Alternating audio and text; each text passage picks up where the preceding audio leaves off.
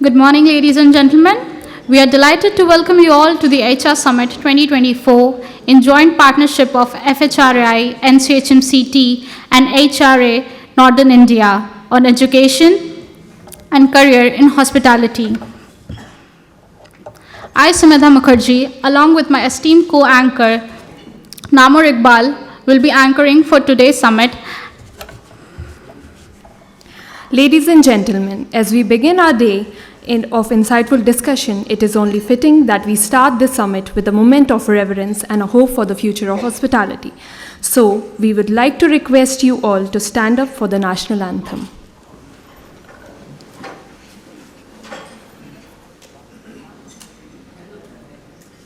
जनगण मन अधिनायक जय हे भारत भाग्य विधाता पंजाब सिंध गुजरात मराठा द्राविड़ उत्कल बंगा विंध्य हिमाचल यमुना गंगा उच्चल जलधि तरंगा तव शुभ नामे जागे तव शुभ आशीष मांगे गाहे तव जय गाथा जन गण मंगलदायक जय हे भारत भाग्य विधाता जय हे जय हे जय हे जय जय जय जय हे.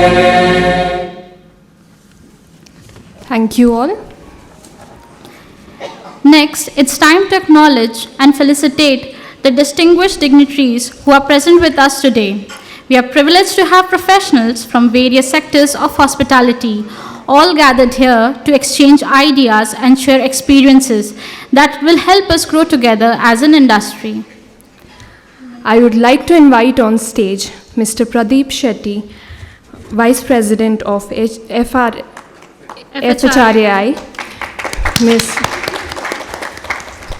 Mr. K.B. Kachru, President, Hotel Association of India, Mr. Gyan Bhushan, IES CEO, NCHMCT, and Senior Economic Advisor, Ministry of Tourism, Government of India, Mr. Surendra Kumar Jaiswal, President of HRANI.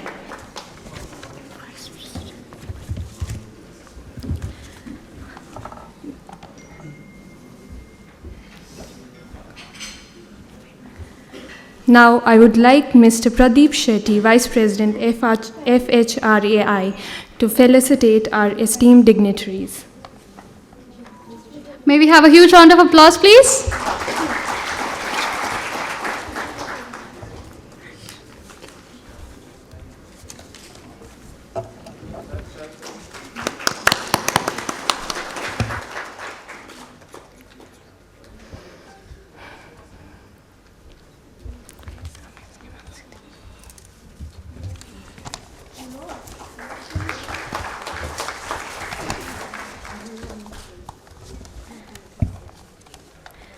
Now, I would like to invite Mr. Pradeep Shetty, Vice President of FHRAI and Director Maharaja Restaurant, Mumbai, a true visionary leader known for his transformative initiatives in the hospitality sector, for his valuable words. A huge round of applause for Mr. Shetty, please.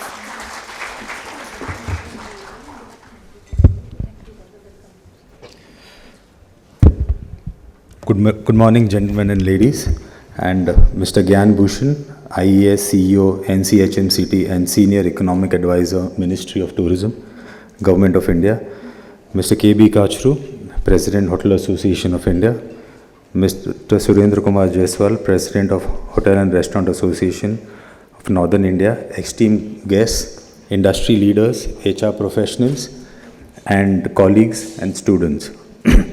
I'm extremely delighted to welcome you all to the HR Summit Education and Career in Hospitality in collaboration with FHRI's newly formed Center of Excellence and the National Council for Hotel Management and Catering and the Hotel and Restaurant Association of Northern India.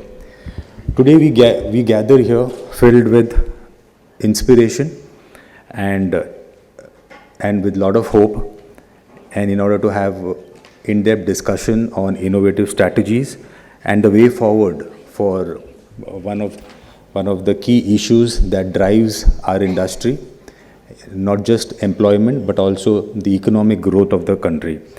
Hospitality being one of the major sectors within the tourism landscape of India, it assumes a lot of importance on the workforce supply for this industry. And in this endeavor of ours, it's my privilege and honor to welcome Mr. Gyan Bhushan, who is the CEO of NCHMCT and Senior Economic Advisor, Ministry of Tourism, Government of India, as the special guest for the summit. So we are grateful for your presence and your partnership and guidance and support in executing this event. Additionally, it is my pleasure also to welcome Mr. K.B. Kachru, President of Hotel and Restaurant Association of India, an industry stalwart and always a mentor and guide for all of us in the industry, and who has elevated the standards of hospitality in India. A warm welcome to all of you and all the dignitaries, industry leaders who are here. Hospitality industry showed incredible growth from the year 2000 to 2019, and this industry unarguably drove a lot of foreign exchange earnings, overall economic development. 8 to 9% of the workforce in India came from the tourism sector. However, the COVID pandemic really disrupted the activities within the industry. And when 2023, when the industry bounced back, one of the inevitable or the evident things that we saw was the shortage of talent and the reluctance of the students to join a career in hospitality. Now, when we are looking at our 2047 dream of welcoming more than 100 million tourists, we are looking at our around 53 million jobs which are likely to be created by then, and a GDP growth of about 7 to 9%. When you look at all of that, the shortage of workforce is something which is of concern.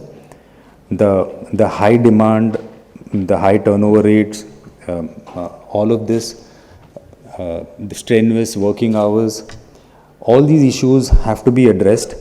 And post-pandemic, when we saw this decline in the workforce, that's when FHRI thought that we must do something. And that's when we approached the NCHMCT, the ministry, and this was the moment where the academia, the industry leaders, the owners, the professionals had to come together to look at what the issues are. And if one of the first things one would say is that the industry must treat the professional or the students in a better manner, I must tell you that in the last 5 years that is already happening. More and more, be it branded hotels or standalone, have inculcated a lot of reforms within their organizational structure on how to treat talent and how to treat the new workforce especially, and be it working hours, be it indulging and understanding the new generation, be it the Gen Z or the Gen X. All those things are happening. However, we need to look at evolving dynamics and challenges on how do we deal with them. From the studies, it looks like we will require at least 150,000 new workforce year on year if we are looking at the growth which is coming our way. And in that respect, FHRI is going to be releasing a report called Future of Hospitality Employment, Challenges, Skills, Shortages and Opportunities. This report, with the projection of India's hospitality industry to nearly double by 2029, reaching an estimated value of US around $470 million. And this report deals with all the problems and also looks at recommendations and solutions on how do we deal with this issue and how we will be able to add 100 to 150,000 new jobs every year in this sector. And this sector therefore becoming most important in terms of employability, in terms of economic growth. And even one of our recent studies also said that the workforce in this sector may not be at 7 and 8, 9%. It would be in excess of 12% if you look at the entire industry, the organized as well as the unorganized sector. So there is huge opportunity. We all have come together here to sit and deliberate. We have interesting business sessions leading to the end of the day, and this is not the end, this is only the beginning, and we need to engage on periodic manner to see how do we take forward this agenda of addressing this crisis. And this report will lead the way. We will work with the NCHMCT and the Ministry of Tourism to help us deal with each of the issues. And going forward, we will be consulting industry professionals, students and academia on what the industry can do, the hotels on one side, and what the ministry can do for all of us.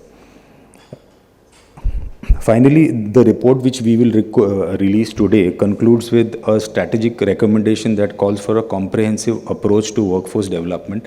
And this approach, through FHRI, we will endeavor that this will reach to the bottommost hotels, be it to every corner of the country, so that renewed focus on new HR practices are followed across all segments and all categories of hotels.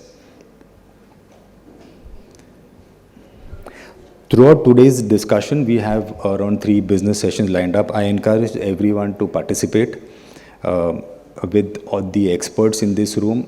The discussions will definitely emanate some improvements and some learnings for all of us, and also for the FHRI as well as the Ministry of Tourism to take forward.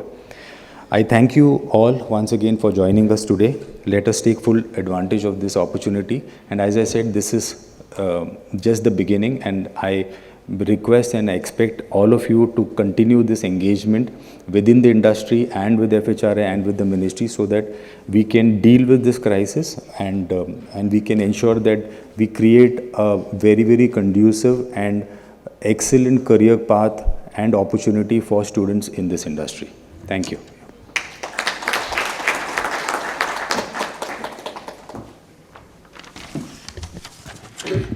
Thank you so much, Mrs. Shetty, for the welcome address.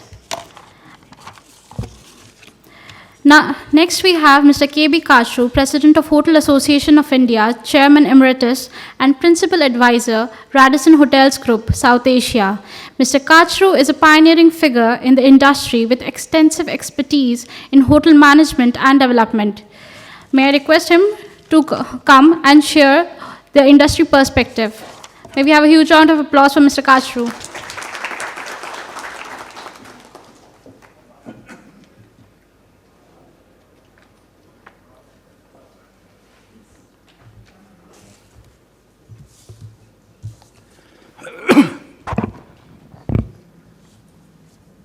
A very good morning, all of you.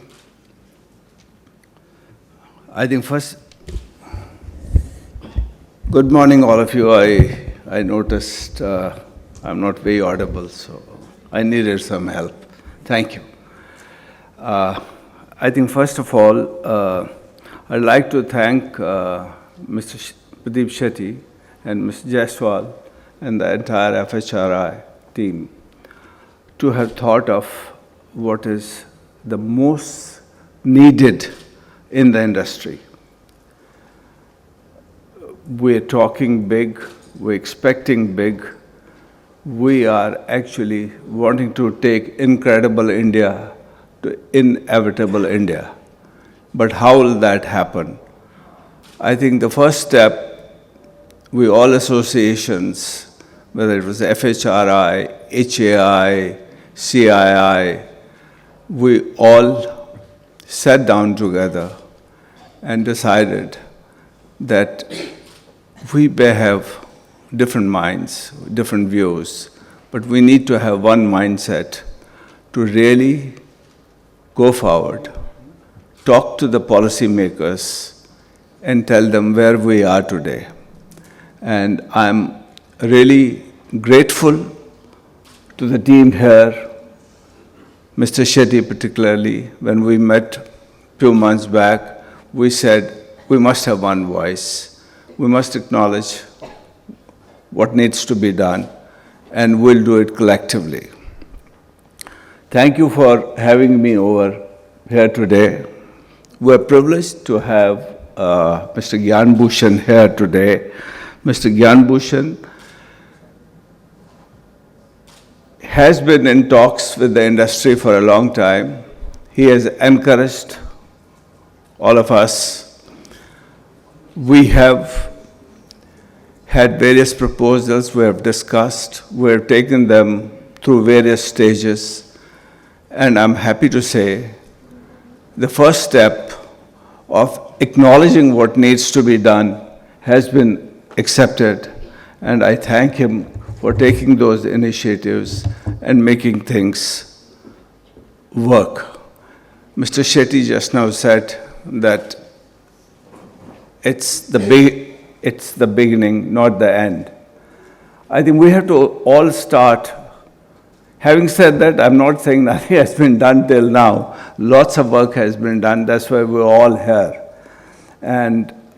But the market dynamics have changed, and we need to change ourselves accordingly. Mr. Jaiswal, he is a great entrepreneur and actually has put a lot of things together and made state governments realize what they need to do at their end. He's trying to fix a collaboration at places which were unknown, unthinkable, and we're already seeing the results as to what he has done in his area. Thank you, Mr. Jaiswal.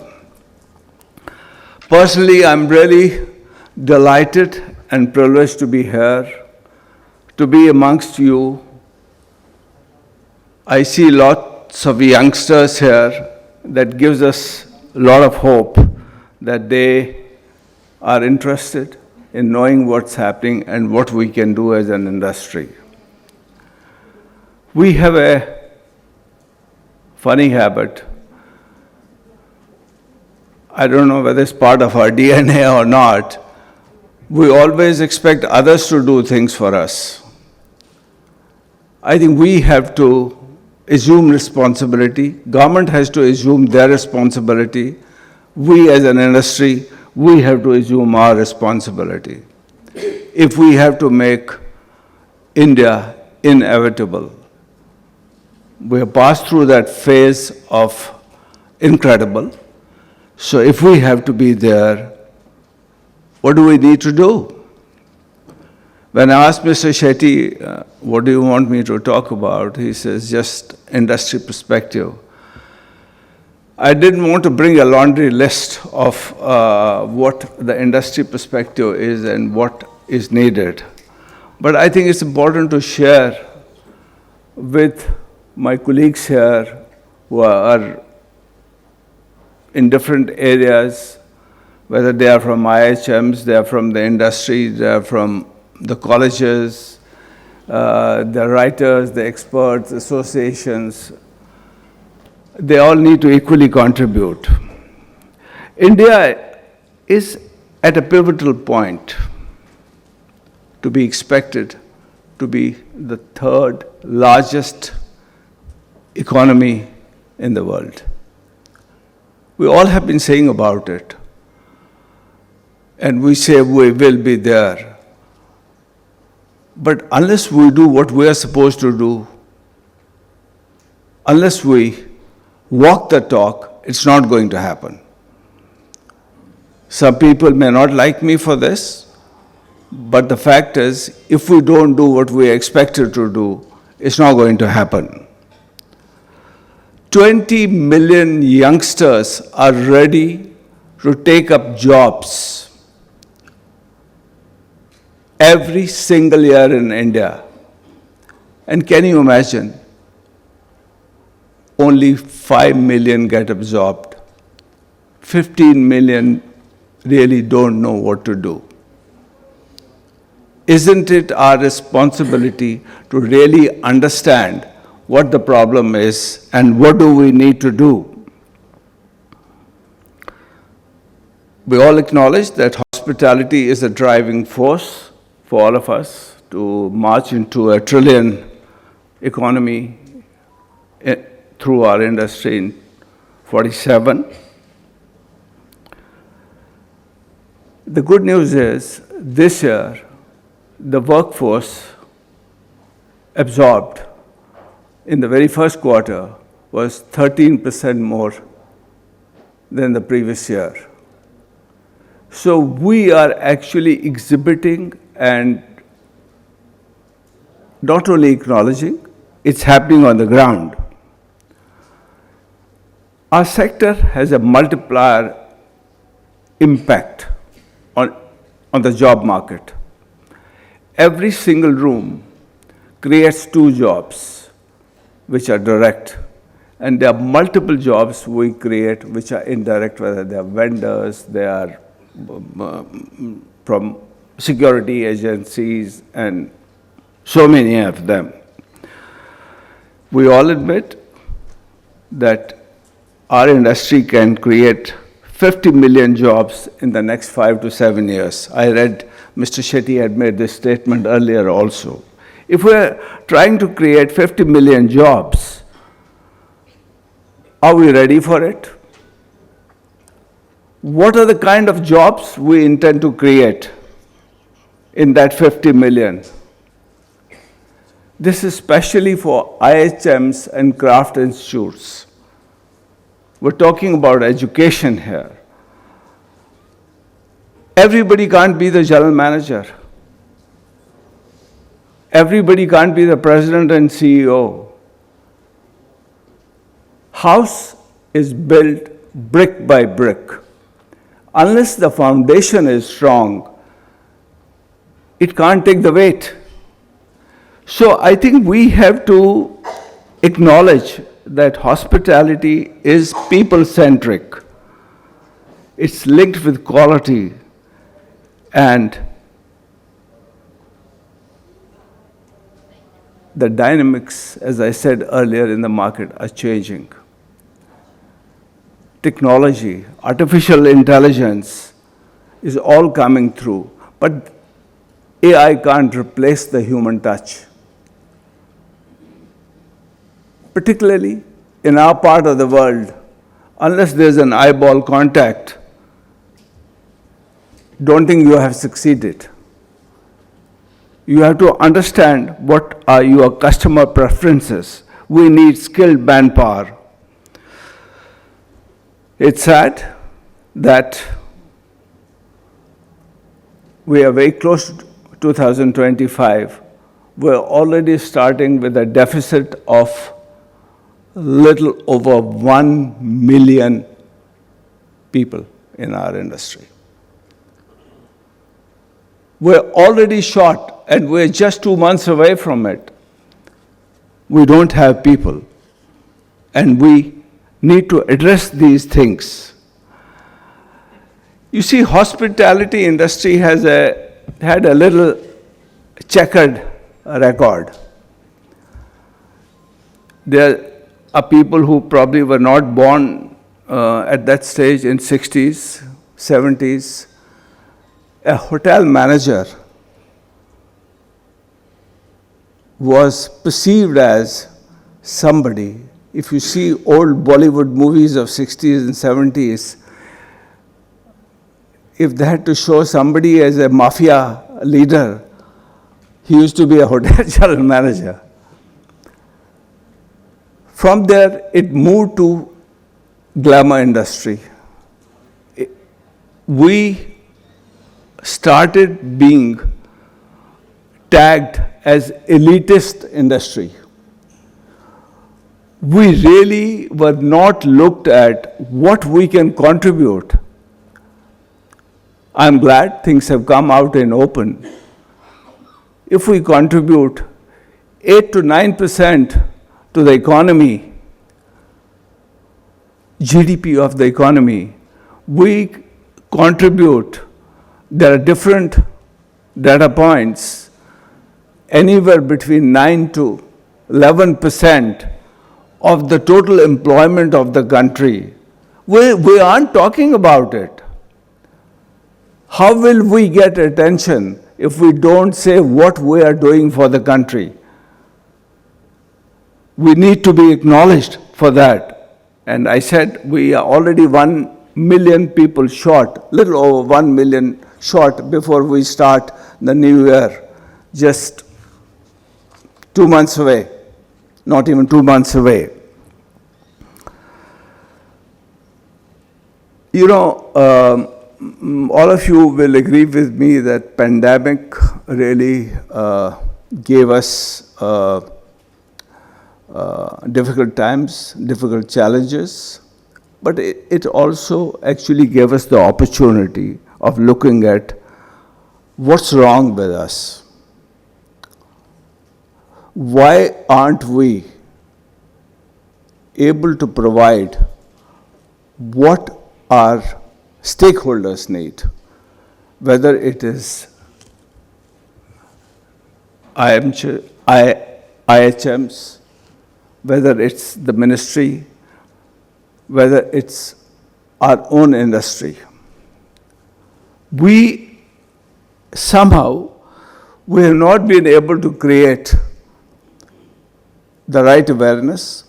We have not been able to create a market positioning for our industry, particularly people who are preparing these 50 million people for next 5 to 7 years. Are we equipping them first, or we are only talking about what needs to be done? It's unfortunate, and I have to make this statement, that our industry and our government both have failed in aligning in terms of doing things where education would get a priority. There's really nothing wrong in aligning to the needs of the market. Vocational training, supervisory training, and executive training are 3 different verticals which need to be addressed simultaneously. We cannot say that everybody who joins IHM is either wanting or will automatically become a general manager. Yet, we're really proud. And I'm sure you'll be all glad to know that most of the international and domestic chains are headed by IHM alumni. And a little round of applause for that.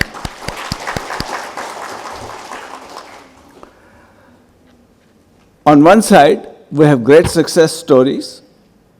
It's a different thing, we have not been able to market it. But kudos to people who prepared them and brought them to this stage. We cannot ignore that. They didn't automatically reach there if somebody had not really done what they should have done. But coming back to it, if the market has changed, we need to change ourselves. I think there is an urgent need for us to look inside. What do we need to do to bridge that gap? Whether it is curriculum, whatever you may call it, syllabus or training or mentorship. I'm a great proponent, and Mr. Gyan Bhushan will agree with me. I have been talking for, I think, many months that unless industry people assume this role of mentoring the mentees at all levels, we as an industry will not grow. Each one of you has to take on some responsibility to have mentees whom you will grow. The happiest thing for any leader is he preparing people to replace him? If that's not the attitude, then you are not a leader. I think this needs to be inculcated in each one of us. I would submit that the government, Mr. Gyan Bhushan, should emphasize on the responsibilities which industry has to do, and at the same time clear decks within the government processes. I've also worked for the government for so long. I understand there are issues which need to be tackled. But I think unless all of us collaborate together, things are really not going to work for any one of us. I was listening to a TED talk a few days back by given a professor who is associated with hospitality. And what attracted me the most was, he said, in India, each PIN code is a different cultural code in India. It's a very big statement.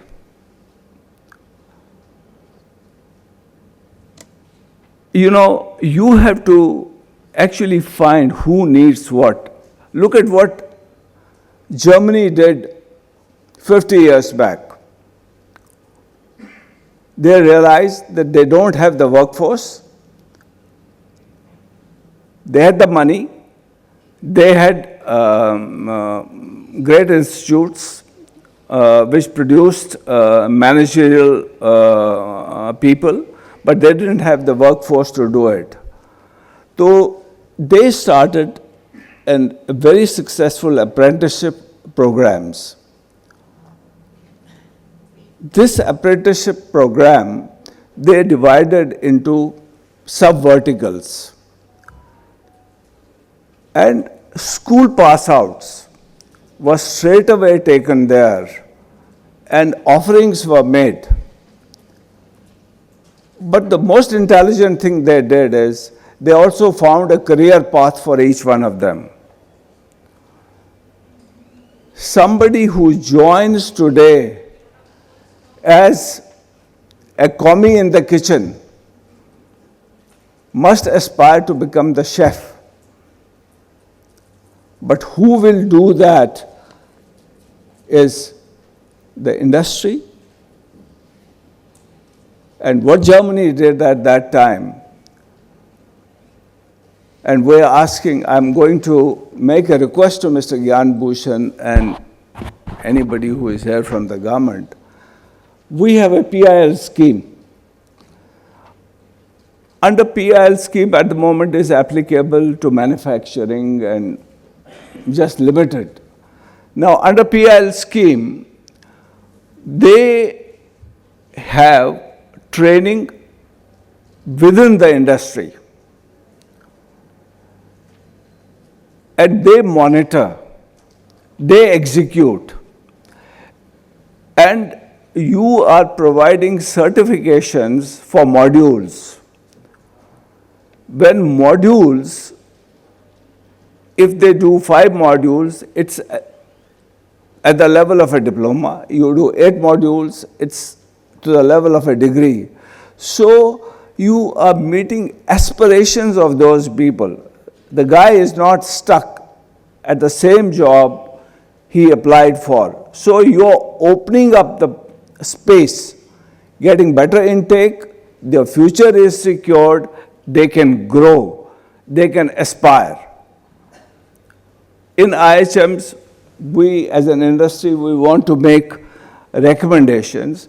We have great faculty in many institutes. We have good people wanting to learn. I think these people need more exposure. I don't blame them if they don't know what is happening. The guest perspective today is most important. Unless, how can somebody teach food and beverage service? I'm just giving you an example since we are talking about hospitality. Teach food and beverage service if he has not operated a restaurant as a restaurant manager. That's the base. Just by reading, you cannot actually expect him. I mean, we have great trainers. I was just talking to somebody this morning, people like Mr. Ramesh Takulia. I mean, he has done wonders in terms of teaching people on the ground and actually worked and pushed them to dirty their hands. We need all the faculty. I think the first step as an industry, I would urge upon you, sir, that as an industry, you must incentivize, motivate the industry to go into such areas so that they actually dirty their hands. By just passing out and being appointed as a demonstrator or an assistant lecturer and then moving to become a professor is not good enough. And today's market, today you have to see whether it is brand A, B, C or D, they have their own brand specs. You have to understand what is required, and they make those brand specs on the basis of what the customer needs, not what the general manager wants or what the owner wants. Somebody is paying for it. So my humble request is, while government is doing a lot of things which we need to be proud of, we have Mr. Rajan Bahadur here today. He is the president of Tourism Hospitality Skill Councils. We're really proud. This particular institution has been rated as #1 skill council in the country. They have trained over, I think, please correct me, more than close to 150,000 youngsters last year. Plus winning the awards, international awards as students won. Yeah, congratulations, Rajan. Thank you. We need to, I've taken too much of time, but you know, sometimes you speak from the heart. I am from an IHR myself. I owe everything to the teachers who taught me, and I give them full kudos for what they have done with the limited resources. But we need to look beyond of what is happening. You are competing in the world. You are competing in the global market. You are not only competing city A to city B. Why are seats going vacant in the hotel schools? I think we need to look what is right and what is not right. So if we can work together as an industry, I can assure you, India as a market, we get only 10 million inbound tourists. Our neighboring countries get 3 times.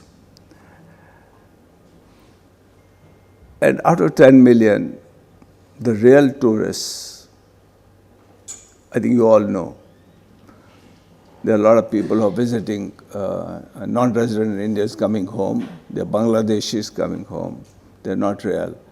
But look at the irony of this. We're sending 30 million outbound tourists, and by 2047, it is estimated, not 2047, I think around 2030 or 35, we're expected to send over 100 million tourists outside India. We all need to work together, my friends. We need to collaborate together. And make things happen. I can assure Mr. Shetty, Mr. Jaiswal, and above all, Mr. Gyan Bhushan, that we, as HAI, and I'm also taking the privilege, my colleague from HAI, Charu, is here. I can tell you, the associations and the brands who are there, over 80% of the hotel brands are part of our association. We will be there for you. We will work with you.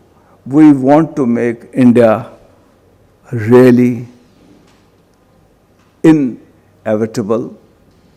We need your support.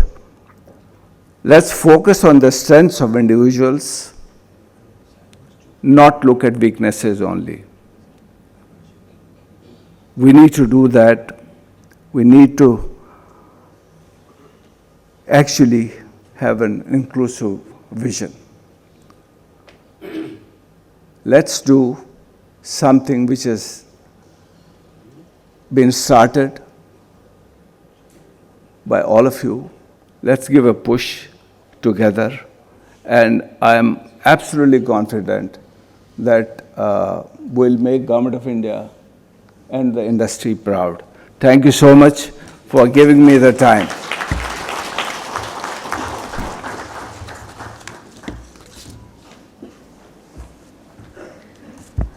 Thank you, Mr. Kachru, for your valuable industry insights. Ladies and gentlemen, I would request you all to kindly please turn your either phone off or on silent mode.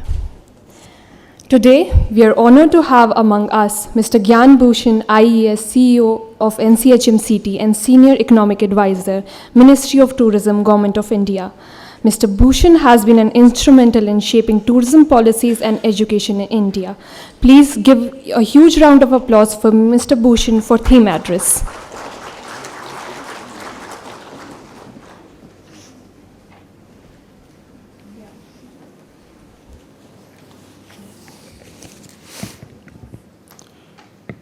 Good morning, everyone.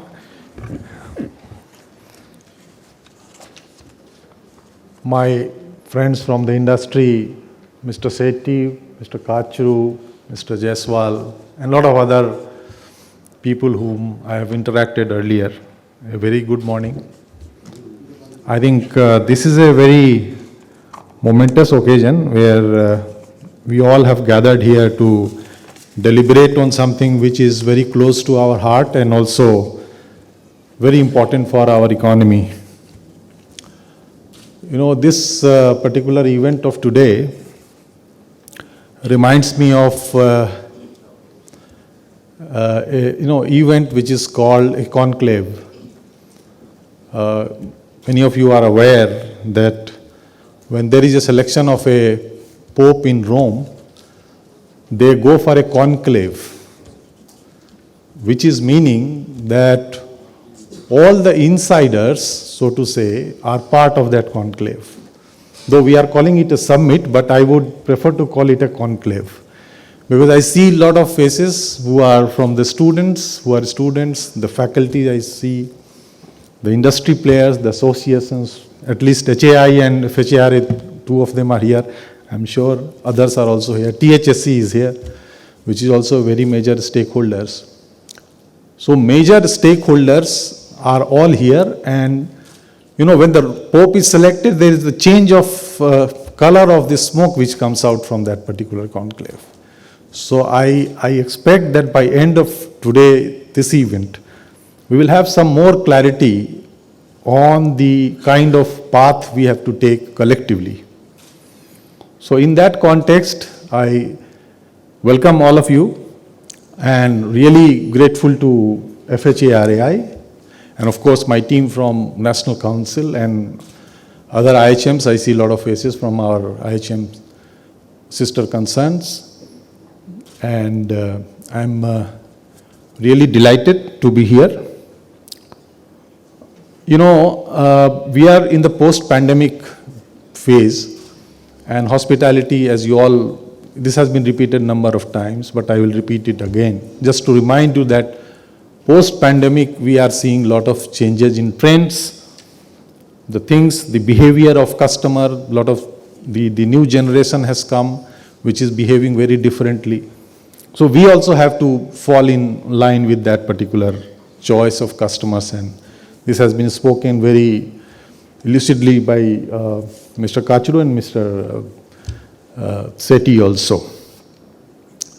I remember reading during the COVID times two major trend change of 1918 episode of the pandemic, because we are all aware that about almost 100 years back, more than 100 years back, there was a pandemic which changed a lot of things in the world. And two things which has come out of that 100-year-old pandemic in 1918, one was more women participation in the labor force, which was due to higher rate of mortality among men during that pandemic. And the second trend was more cooperation internationally on the medicine part of the entire, things to be handled. So people were working in silos during that 1918, before that, in the medical fraternity. But because of that pandemic, a lot of interchange happened in terms of experience, medicines and other things. And then finally, there a lot of cooperation started happening on that front also. I see this pandemic, there are still trends which are emerging out of that pandemic, but there are researchers who are working on it, both internationally and nationally, that what are the major trends which are going to be seen in the post-pandemic era. In hospitality also, we are seeing a lot of changes. We are all aware about it. We are still deciphering that what kind of those changes are. Mr. Kachru very rightly said that we all have to work together, and we need to be cooperative in the terms of that. Our goal is same. There is some benefits to everyone. As a industry, you are going to benefit. Everybody's career is going to see a very robust growth in the hospitality. There is no doubt about it. Especially, I tell this to students. This is the right time which you have come into the labor force in hospitality. All the other stakeholders, including government, we see a lot of economic opportunity, a lot of jobs which is coming to the particular sector, and which is a very good thing for us, because we are all, all economic policy targets are the growth and of course the jobs. These are the two important parameters on which any country's performance is measured. And in that perspective, hospitality is of course one of the major growth engines and job engines also, I would say. So the purpose of today's conclave, I would say, is to come out with some concrete measures, because as Mr. Kachuru very correctly said, we talk big every time, and then it is where it is right now. But we need to follow it up with very rigorous, because this is a very difficult task. Somebody needs to follow it up every day, that how we are doing incrementally on a weekly basis, on a monthly basis, how we are progressing. I just give one number, that hospitality industry is projected to contribute over USD 60 billion in India's GDP by 2028. And if you talk in terms of jobs also, there's a lot of studies. I think today also FHR are going to share those studies done in very great detail. I'm thankful that the industry is also taking steps on that, which is because these are all things which are in public goods in nature. So you don't get, economic mileage out of it, but certainly the entire ecosystem gets benefit. THSC incidentally has also done a skill gap where they showed that about 30 lakh jobs, additional jobs, are required by 2028. So that kind of numbers are before us. So where is the problem? Demand is, of course, there for right kind of people. So what our role should be in that endeavor? I think industry is doing their bit, government is doing their bit, but where is the stumbling block? Where it is not moving?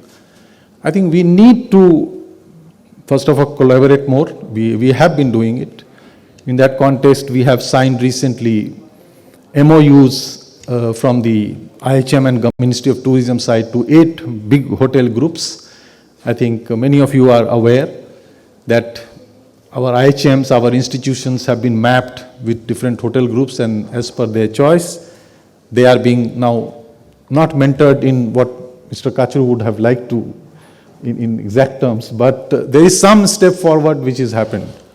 So the hand-holding is going to be there from the industry. I'm very grateful to all the industry groups which have come forward and taken up this responsibility.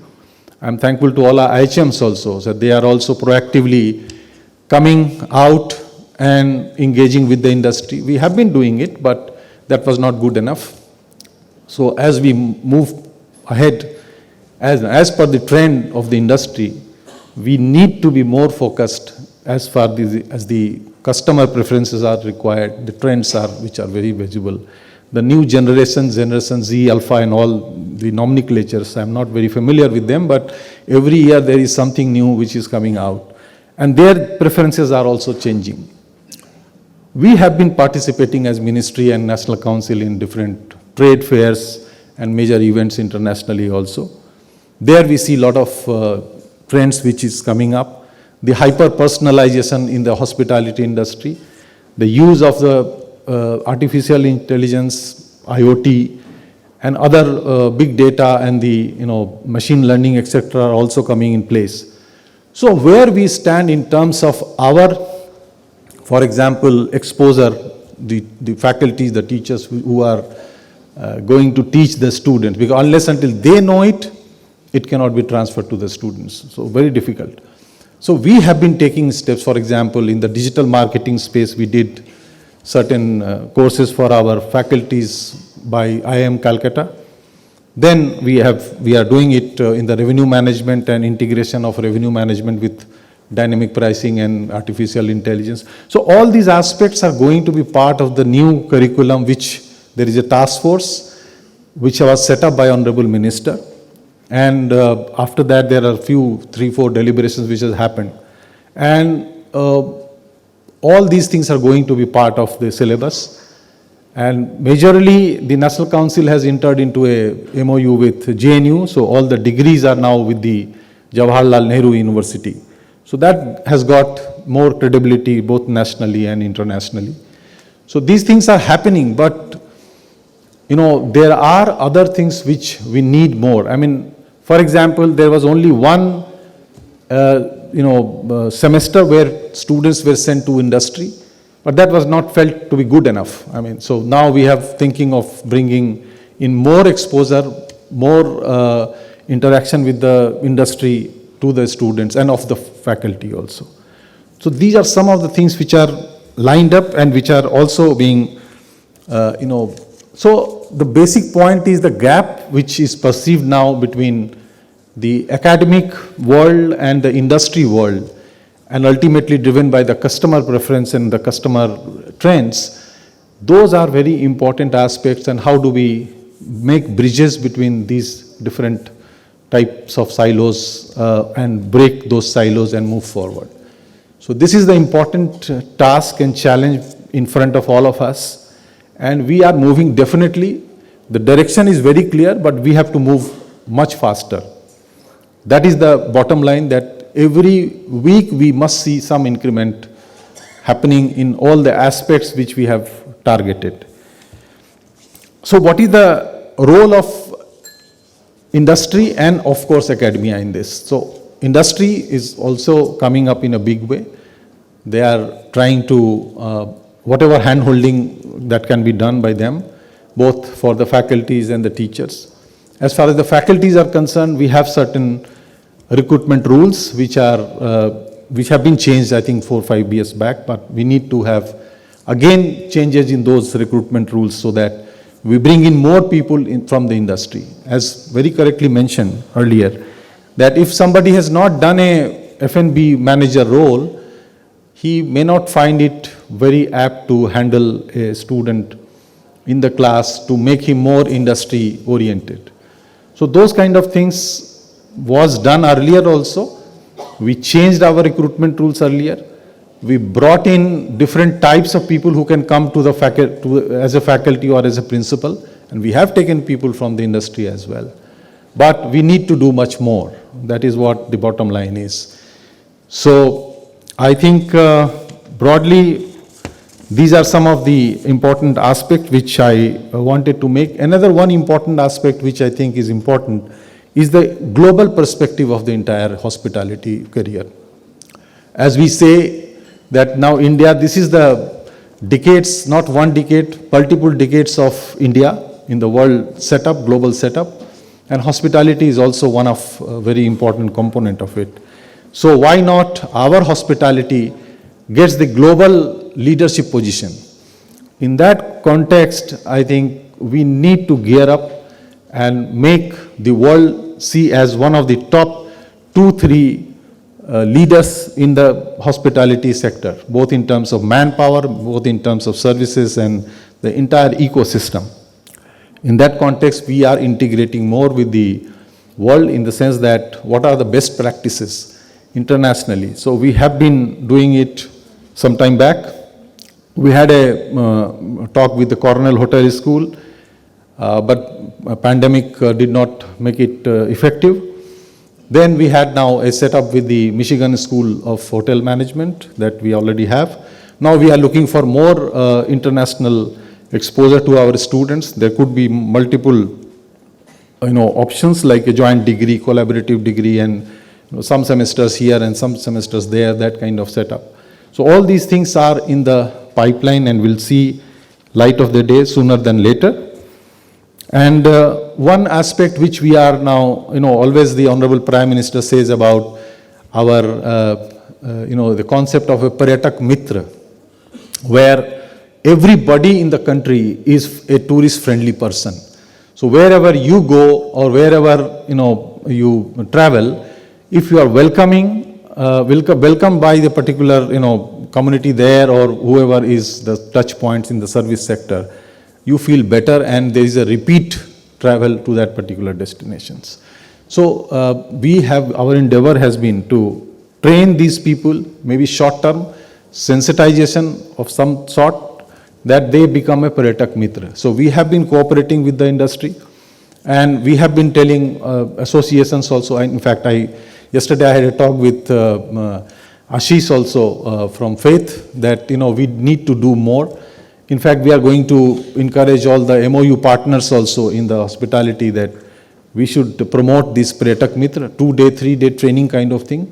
So basic, welcoming attitude, welcoming gestures, all these things who are servicing the tourist or otherwise also, everybody should be welcoming to the tourists. So as we say, Atithi Devo Bhava in India, that has to come in both letter and spirit. So these are some of the things which we are doing, and so the entire endeavor is a collective endeavor. So whatever we do, we need to be together in that sense, and I look forward to continuation of this particular collaborative and supportive role from the industry, and of course from the government. We are always open. Sometimes we may not be as faster in terms of the speed which is required, but certainly we will try our best to run as faster. And sometimes Honorable Prime Minister and our Honorable Minister also is very, very eager and well-meaning in terms of bringing everybody together and running at the same speed. So with this, I think I have said whatever important things I have to say. And again, looking forward to more interactions on this. So this is not the end of the discussion today. Now this discussion should lead into some actions on the ground, and we will be following it up from our side, and I'm hopeful that from the industry also people would be following it up. And let us make it big from India, and let us be in the global space, be the leader in the hospitality sector. Thank you very much.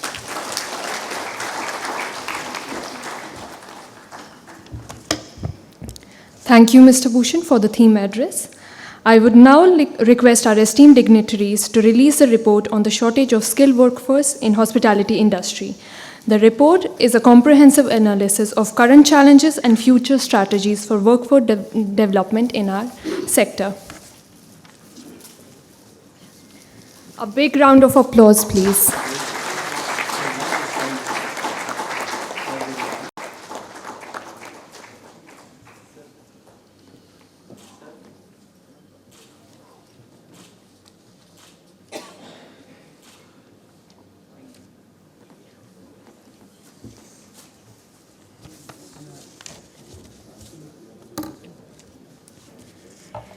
For the vote of thanks, I would like to invite Mr. Surendra Kumar Jaiswal, President, Hotel and Restaurant Association of Northern India, Vice President FHRAI, and partner Deep Hotel.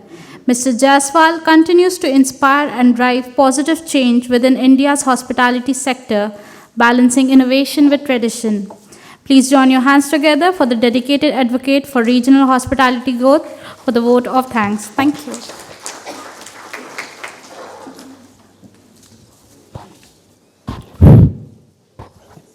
Thank you. I have recently heard Mr. Gyan Bhushan, so I want all of you to show him that we'll show the action from today only. Let's give him a standing ovation, a big ovation to him. Please.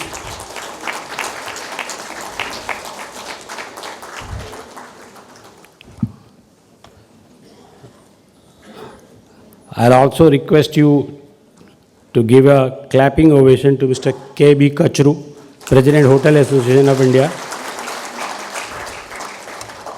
He has always been a very good advisor. One of our senior most advices come from him. We try to follow him. Please give a very warm clapping to Mr. Pradeep Shetty, Vice President, FHRI. I'll just give you one of the information. His son is not well. He was suffering fever of about 104 day before yesterday. Then also he took a flight and came here at around about 11 p.m. After having such a successful convention in Goa, that tiring convention, still he is here. He really deserves an appreciation on behalf of FHRI and Hotel Association of Northern India and all the regional association, Pradeep ji. We really thank you for all that you have done for the industry. Mr. Jimmy Shaw, he is the President, Western India. Thank you very much being here. Mr. Ashish, CEO Faith, thank you very much. Mr. Hari from Coimbatore, EC member FHRI. Mr. Amar Veer, Hotel and Restaurant Association of Northern India, Honorary Secretary. Mr. Gulati, the famous restaurant owner, is the Joint Secretary, HRANI. And Mr. A.K. Singh, Principal, FIHM, under whose leadership this all has been happening. Mr. Deepender, I saw him, the chef and the President, Indian Culinary. I think he has gone somewhere. There are Mr. Kamal Khan Pant, Principal and Secretary, Institute of Hotel Management, Catering and Nutrition, Puza, Delhi. Mr. Raja Satkuman, Principal, IHM, Kolkata. Dr. Nishit Srivastava, Principal, IHM, Mumbai. And also all to those from IHMs whose names I have missed. As we come to the conclusion, esteemed speakers, distinguished guests and dear delegates, as we come to the conclusion of this inaugural session of the HR Summit, Education and Career in Hospitality, it is my privilege and honor to express our sincere gratitude to everyone who have assembled here and contributed to make this event a remarkable success. First and foremost, I would like to extend our deepest appreciation to our Gyan Bhushan IAS, NCH, MCAT and Senior EAT, Ministry of Tourism, Government of India, for gracing us with your presence and delivering the inspiring theme address. Your words have set the tone for the summit, and your insights into the future of education and careers in hospitality will surely motivate all of us to reflect on the growing opportunities and challenges with the industry. I am also extremely grateful to Mr. K.B. Kachru, President, Hotel Association of India, for his valued participation at this summit, a stalwart in the tourism landscape of India. Mr. Kachru has enriched the deliberations of this summit through sharing a very eloquent industry perspective on the issue of human resources in hospitality. A heartfelt thanks to our distinguished speakers for taking time to join us today. Your expertise and knowledge have been invaluable in framing the agenda for this summit, and we are looking forward to the thought-provoking sessions and discussions that will follow over the course of the day. We are certain that your perspectives will continue to inspire the next generation of hospitality professionals. I would also like to express our gratitude to all the delegates attending this summit. Your participation is a testament to the importance of education and career growth in hospitality, and we are excited to engage with each one of you over the coming sessions. The future of the industry lies in the hands of talented professionals like yourselves, and we hope that you will leave from here with a wealth of knowledge and new connections. Once again, my sincere thanks to each and every one of you for being a part of this summit. We look forward to an inspiring and enriching day ahead. Before end, I will definitely like to thank all the FHRI team, especially under the leader of Mr. Jason Chako, the Secretary General, ASG Payal, Supriya, Shefali, Sangeeta, R.R. Sharma, the new CEO of Research Wing of FHRI, Mr. Utpal Khan, and Bhavana. Please give them a big hand because they have been working day and night for this. Thank you very much.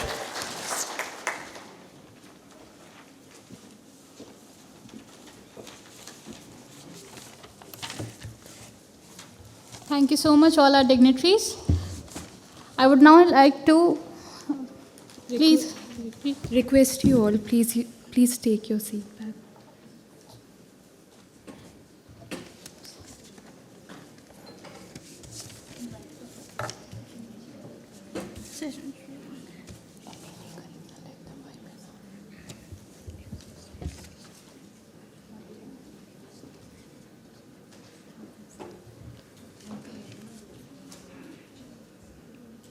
May we have a huge round of applause for them?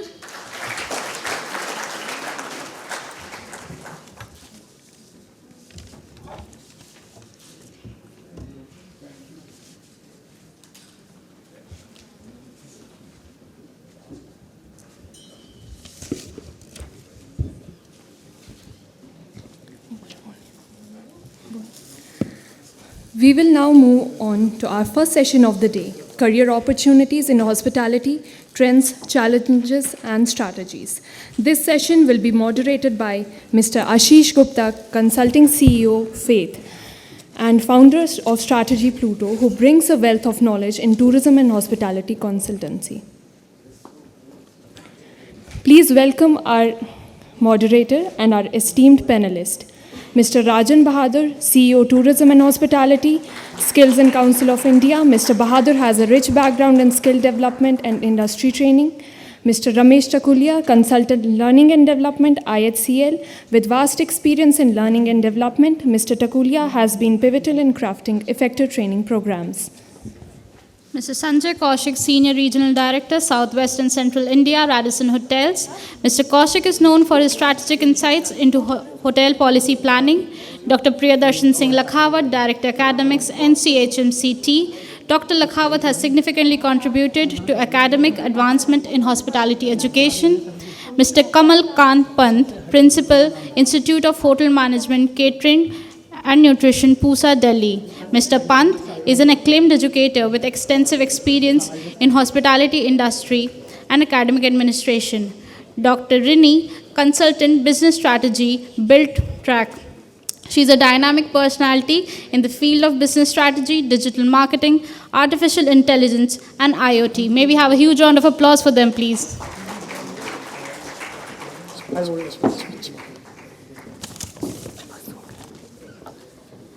I would like Mr. Jimmy Shaw, President, HRAWI, to felicitate our speakers. May we have a huge round of applause for Mr. Jimmy Shaw.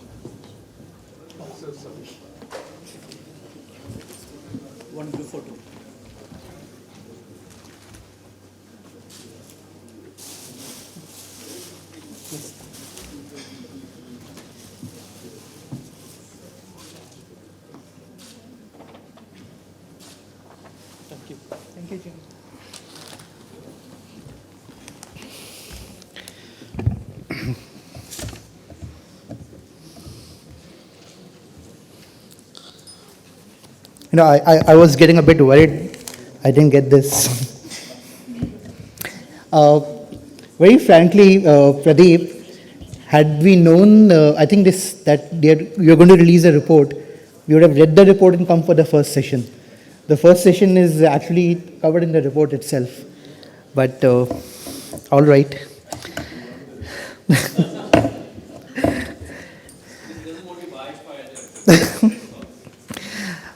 Most of us would remember this movie. I think a fair bit of us are in that generation. This movie was Sholay. You remember when I think you had Sanjeev Kumar who was playing Thakur. He went out hunting for mercenaries who could handle a mission of killing Gabbar, the bad man. So the mission was to kill Gabbar, and he was out hunting for the right skills of people who could handle Gabbar. He couldn't find any. Finally, he found two people, and he tried to motivate them. They got motivated only by money, and we saw what happened. In the end, their motivation shifted from monetary purpose to the purpose of aligning with the vision. And I think somewhere, I think our first session is really very reflective of what happened in Sholay. We have so many people. As was pointed out by Mr. Kachru, we have a 15 million shortfall. 15 million shortfall, and yet we are a 15 million shortfall in the country of jobs.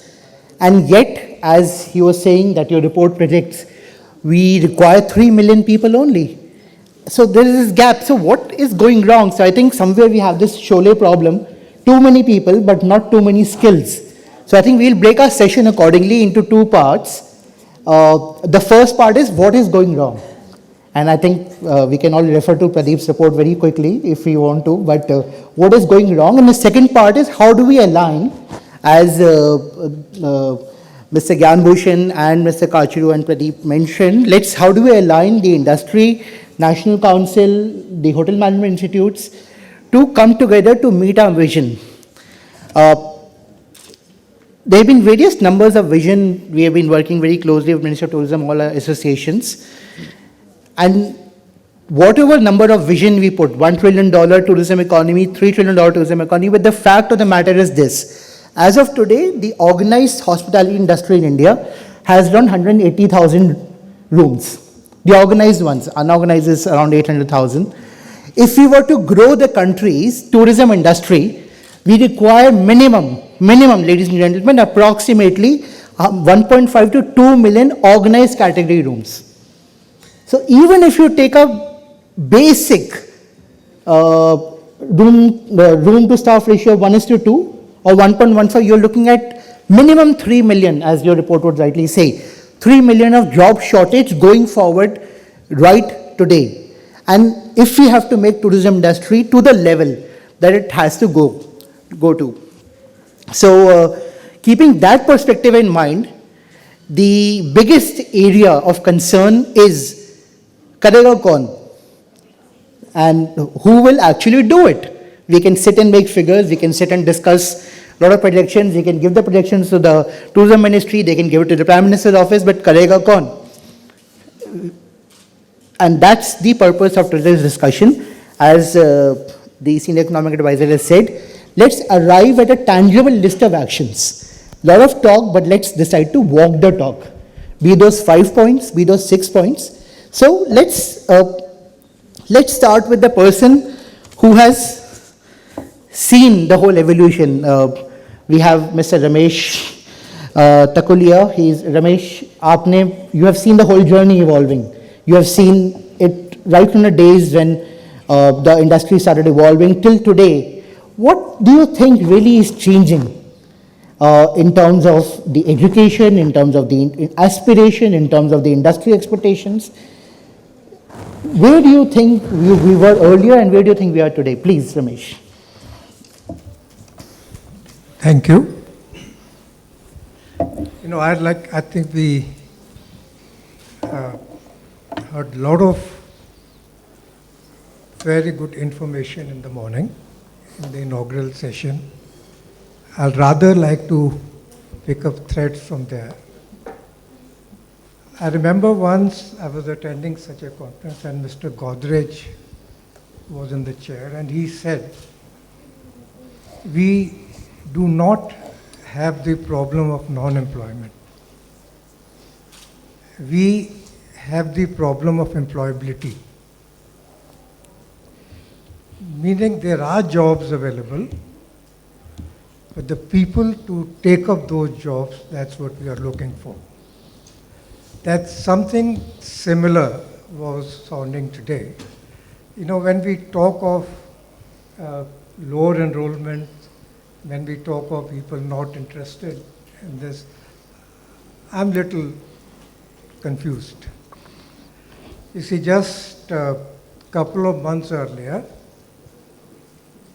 we are starting a new batch of management trainees. And I told them, and I meant it, I said, I so much wish that I should have been in your place. Because the industry was never growing at such a pace. The career prospectus were never brighter before.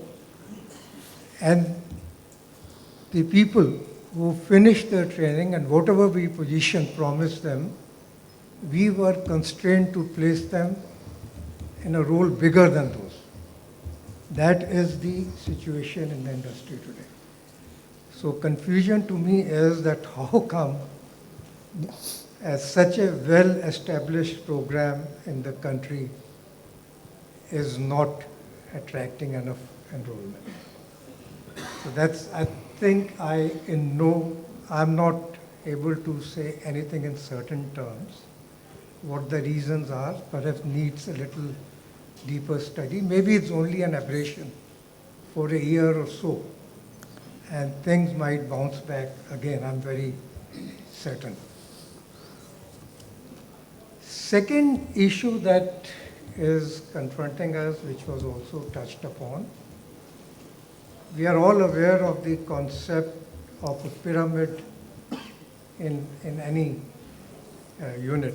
There's one general manager on the top, assisted by a few managers, then larger number of supervisors, and the base is the largest number of frontline associates. But when we look at the educational infrastructure in the country, it looks like more like an inverted pyramid, where there's the largest number of people who are looking forward to managerial positions and the smallest or negligible number which are looking to frontline kind of positions. So I think that's where the alignment was being talked about, is an area of concerns. As was mentioned in the morning, for one general manager, we might need a much larger number of associates coming. And I think these are the issues to start with and listen to other panels' opinions. These are very three critical points. The issue of employability, the fact that are we looking at the problem from a bottom-up perspective or a top-down perspective. Maybe the problem is not there. Maybe the problem is the pyramid itself is inverted.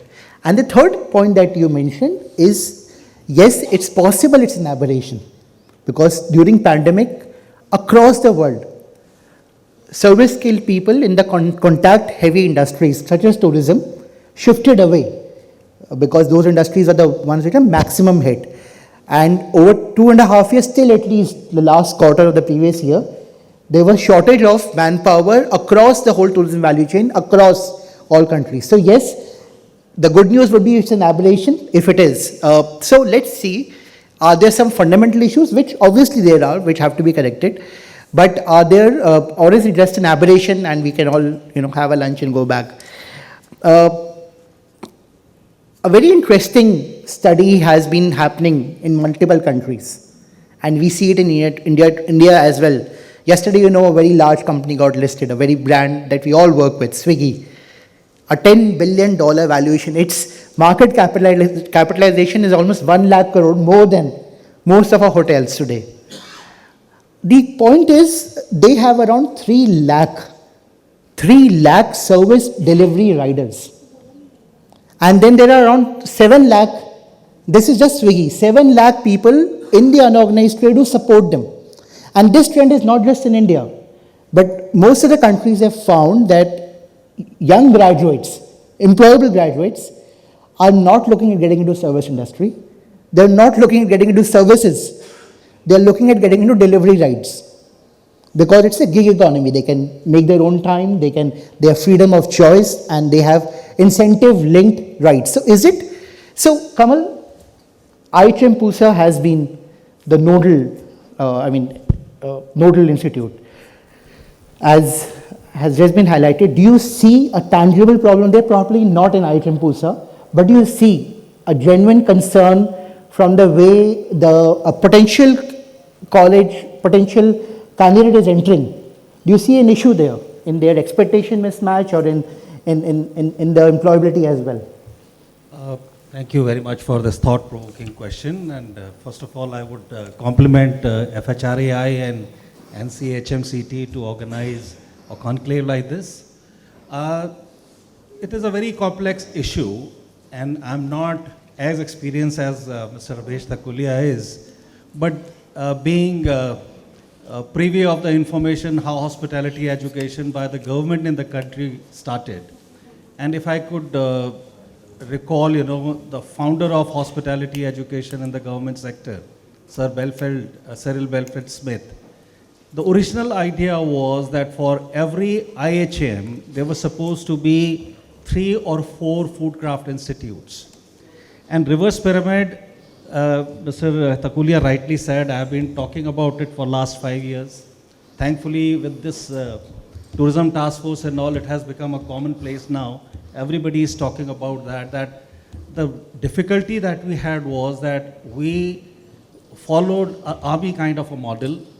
You had the military academy or the National Defense Academy to take care of developing the officers, and as far as the soldiers are concerned, you were feeling that you would get them displaced from the farmland, from the rural areas of the country. This is exactly what was happening in hospitality industry also.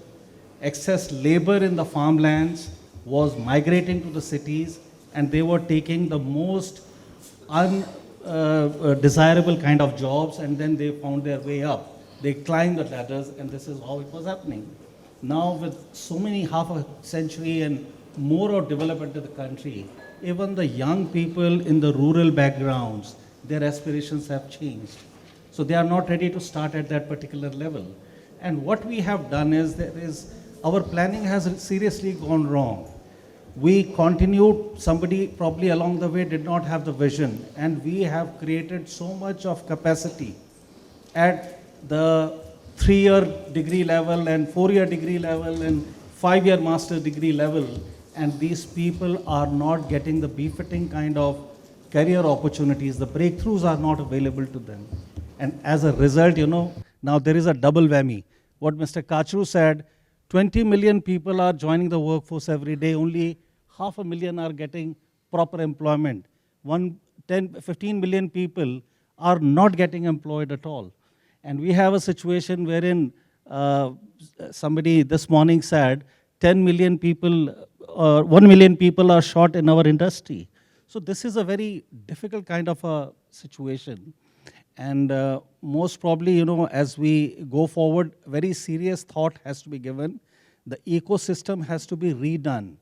Probably the space which is being taken by Rajan Bahadur here, they have to come forward. I would like to, there is a famous saying, that there are black lies and then there are white lies and then there are statistics. Statistics don't really tell the real picture. On the ground, things look differently. Yeah. So when I was interacting with Rajan this morning, and he said he has 11,000 training partners now across the country. 1,100.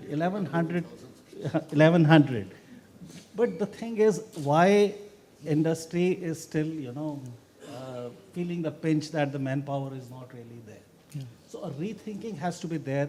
And I think what exactly has happened is, we were more like the British mindset, we were working with that. The companies, when they enroll the management trainees, they were there for keeps. Mr. Kachru, I started my career with ITDC where he was. Mr. Katakulia also used to be there. He has been a trainer for me. You took management trainees and you owned them for the lifetime. Taj did the same, the Oberoi did the same. Are we in the same situation now? You are taking the people, you're inviting people over, and you're not opening the buffet, right? COVID time, the joining dates did not come through. And then, the thing is, it was very shocking for me when I joined international hotel groups, I always thought that human resources was a fixed cost for any business. And they convinced me that human resources was also a variable cost. Depending upon the volume of business, you have to change. So, in conclusion, I would like to say, there is a clear rethink which needs to be done for the industry. Roles have to be adopted. People occupy the kind of space. And one last thing I would like to say, that hospitality education in this country is very fragmented. It is not really regulated. There's so many players and left hand doesn't know what the right hand is doing. This is a kind of situation that we have. There is a lot of regulation which is required. People assume our roles, and double whammy is being suffered. There are the industry is lamenting here. They are not getting the manpower that they require, and the institutions, they are producing so many graduates, and these people are going to other industries or they are not getting employment. We are, as an economy, we are losing in two places, right? So it's a very critical gap we are leaving. Thank you. It's wonderful what you just said. And I think we can immediately go away with a recommendation, probably do start with an audit of the ratio that you mentioned. For every one institute, or would it be one seat of IHM to 4 seats of Craft Institute? So if there are, I don't know, how many IHM seats are there, PD, total? There around 12,000. 12,000. So are there around 60,000, 50,000 Craft Institute seats available in the country? Total, yes. If you consider the entire ecosystem, Yeah. will be almost about 50, 60. All right. So probably an audit of the systematization there, and the other part that you mentioned is, are we churning out standardization? Are we standardizing education? Or are there is there fragmentation where people with different quality of education are coming out? So I think those two, and those two are very important takeaways, that we need to change the mindset and move away from a managerial mindset. Everybody can't be an MT. I remember when I passed out in '94. There were 3 management trainees in a batch of 150, and and everybody wanted to be a management trainee, unfortunately. and there were 20 supervisors or hotel operational management trainees. Rest of the batch did not get supervisory or management training positions. They ended up either leaving the industry or they ended up getting into a path. And this situation was there 30 years back as well. 3 management trainees, 20 supervisory trainees, and the rest joining at a staff level or leaving the industry because they could not connect. After a 3-year graduate program, how is it they end up doing a staff job, which they could have done anyways by doing a skill level training? So it's a very important takeaway. Thank you very much. I learned a very nice thing today. I learned from Radisson, Sanjay, Mr. Katru, that they have a very nice saying, yes, I can.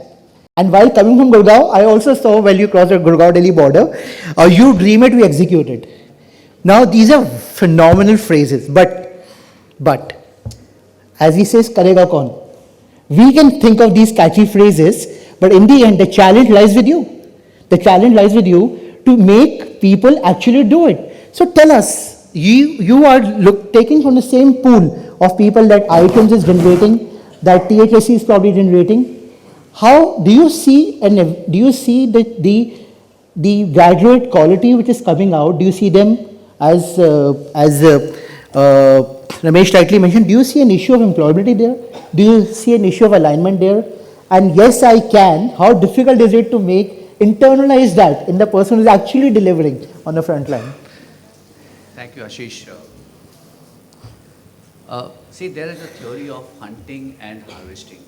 And hunting is what we are all talking about, that how do we find out the right talent? We go out, we make some concepts of new ways of working in education institutes and other places. Harvesting is how do we grow internal talent? How do we retain them by engagement, by creating an ecosystem where they stay with us? And if you see, in the last so many years, I will not be going into data, but so many years people are leaving the industry or they are not coming to the industry even though they are part of the ecosystem of education with the hotel institutes. So, fortunately, as Mr. Kachru is heading HI, is also, a close mentor of all of us in Radisson. We have an ecosystem of mentoring, buddying, internal growth with 180 hotels, and now we will close 130 this year. 70% of our growth is internal. We are growing people internally. We have a buddy system. We have a mentoring system internally, which Mr. Kachu also talked about in the morning, that as an industry, but in company, in Radisson, we are following it for so many years. And that is the reason our attrition is quite minimal.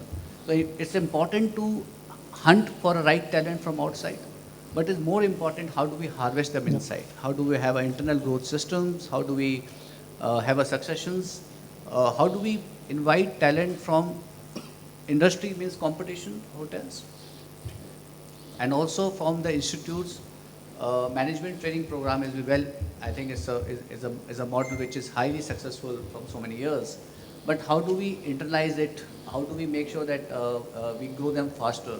Like escalation program, we have internal escalation program from the supervisor to HOD, and from the HODs to general managers. I think all these initiative which is done with the colleagues internally, that bring confidence from the people from outside to come and join us. And also, how do we market it? We don't market ourselves very prominently in the market of talent hunt. We see IT industry doing very well. FMCG does it very well. Retail does it equally well. As a hotel, we shy away by talking about it. It's important for us to keep on talking about it and show some case studies of internal growth. Yeah. I've grown from cashier to here. And many of us has started our career as a assistant level and grown. I think all these subjects has to be projected to the people in educational institutes, and as I said, everybody cannot be general manager. And people are most of the institutes, they sit only for management training. If they don't get through management training, they don't join the industry. they don't want to be, same colleague, in a management training, same as an assistant in the same hotel. I think this mindset change, as a industry professional, we have to go and change that mindset. And as a pyramid, only one can become a management trainee out of a batch of 40 people. But how do we encourage those balanced 39 people and motivate them to come to the industry? I think that is more important. As a brand, we are doing very well, and as a industry, we are also doing. Coming up with the talking to these dignitary peoples in education and academia. I think we are all learning together. Thank you. Thank you, Sanjay. I think if you look at this philosophy of Radisson, you hunt them right and you harvest them right. I think that's a very critical philosophy. And more importantly, if you pay heed to what one point he mentioned about the whole career path, I think a lot of people don't have visibility of career paths. I remember I joined a firm called EY, Ernst & Young, many years back, and they showed a career path that if you join at a certain level, you make a partner in 12 years or 13 years. Even in hospitality, a lot of people do not have a visibility of career path. And then a lot of companies don't market their career paths accordingly. So that creates a gap between what am I entering and where will I exit. And the fact that you have a 70% retention and you're growing internally, I think that's a success story which needs to be highlighted even more. And I think these recommendations will come back. Every time somebody talks about Rajan and THSC, I get confused with numbers. Is it 1,000? Is it lakhs? Is it 10,000? So the number is very confusing. Every day the number keeps on exponentially changing or by a multiple of 10. In the Indian defense system, there is something called paramilitary force or reserve, And I think what THSC is doing is creating a para skills of people who are otherwise not being trained. Rajan, we are having this macroeconomic concern. The macroeconomic concern, as has been highlighted, and by you and by Mr. Kachuru, 15 million employability, 15 million people, 30 million or 3 million, 30 million is a gap required, 3 million, and you are churning out people amazingly at that scale. The point that was mentioned by Ramesh, do you see a reverse pyramid issue? Do you see that there is more skilling required at the bottom of the pyramid than at the top of the pyramid? And really a challenge is there which has to be addressed. Tell us about this experience that you are going through. So skilling required at the bottom of the pyramid is a no-brainer. I mean, you've got to fill in that. But a couple of things, and let me just put some perspective to this whole thing. Firstly, great to be here. And, there's an old saying that behind every successful organization, there is a group of people.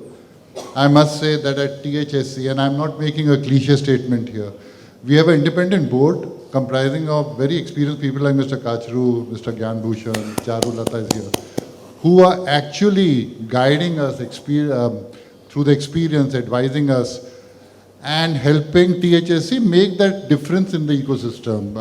So I think that we are very, very fortunate to have that. I think, couple of things we learned during COVID is that all old bets are out. Yeah, you had to rethink. It was survival of not the fittest, but survival of the quickest. People who adapted, people who changed were able to survive here. You're talking about 3 million. Let me give you some other statistics here. Our report, which was done by PwC, also churns out that currently, as we are sitting, between the age group of 15 and 34 years, there are 5.8 million youth who are interested in tourism and hospitality. 5.8 million. I'm talking about tourism and hospitality. Out of this, there are only 1% who have any sort of exposure or training to tourism and hospitality. So that's the huge chunk we are sitting on. At one stage, I know that there are international brands, there are domestic brands which are coming in here. I read somewhere that in the next 5 years, there'll be 60,000 more rooms in the luxury brand. But the fact is that we as THSC today have 1,100 training centers. 1,100? 1,100. It's a hub and spoke where we are present in every state and most of the district. where we actually mobilize local people, talking about the bottom of the pyramid and the middle of the pyramid. We mobilize local candidates there, train them, and then also place them through job fairs. So we hold about 3 to 4 job melas, job fairs every month to make sure. And who's backing us in all this is the industry partners. So I think a couple of things out here we spoke about. There are 2 types of training. One is the short term. So we actually sit down with training partners. We have about 2,200 industry partners. The Radissons, the Oberoys, Bikaner Wala, quick service restaurants, all of that. We have a fairly wide range. We actually sit with them and figure out what the job roles are. For example, after COVID, we have sat down and re-looked at our entire range of job roles and rechurned them. So we've got 67 NSQC approved job roles today. Wow. These are job roles which are implemented across these 1,100 training centers, plus about 100 odd colleges and universities. So these are 67 job roles across hospitality or tourism value chain? Tourism and hospitality. And hospitality, both. okay. We have had a lot of changes because the way things are done, the way businesses are done. For example, in tourism, we got paragliding, we got high altitude tour guides. And the reason I'm saying is today, it's also entrepreneurship. I mean, we've spoke about people who were left high and dry within the industry, who went back to their hometowns, don't want to come back. They want to do something on their own. So we are looking at that also. But I think there is a short-term training course. So each of these courses vary from 3 months to 9 months. But we also have what we call recognition of prior learning. We spoke about people working in the industry for 5 years, 7 years, 10 years, who really today do not have a formal certification. And, so a lot of employers have told me, actually if we do RPL with them, we'll lose them to competition. But my thought of this is a little different, that if you train the people who have already put in 5-7 years, if you certify them and show them a career path which you're talking about, they will never go away. Their loyalty is huge there. Even as we are talking just now, I'm training 250 people in RPL at the Rashtrapati Bhavan. Wow. For food and beverage service, restaurant service, etc. So there is a need. Now, Mr. Kachru rightly said that we train about 125,000 people. This year we'll do over 2 lakh people. But that's not going to fill in the gap. So a couple of things. While the government is supporting in a lot of ways, and there can be pros and cons to the whole thing, not going to get into that. But I think there's a huge support because there's a focused thinking on skilling today. But equally important is today I see, and I come from a corporate background, now working for a public-private partnership, so I'm seeing it from both sides. Today the industry is coming forward. We got Radissons, Oberoys, Leelas, who are participating with us in what we call a recruit, train and deploy, which means that we are recruiting people. Radisson wants 30 people in, let's say, housekeeping across places. We recruit these people. We train them to our qualification, but align them to a specific need that Radisson may have. I'm talking about Radisson because we have people from Radisson here. We do that for many chains. We then train them, certify them, and then Radisson would, in this case, interview them, absorb them. They will only pay for the training or the recruitment, which is very nominal amount, after 2 months the person has worked with them. So there is consistency from both sides of the employer and even the person who's getting employed, because there's a ready pipeline. So I think huge things being done, and I think we'll continue to work on that. No, I think it's fantastic. First thing, my first learning from what Rajan has said is every time I talk to him, I need to get my maths correct.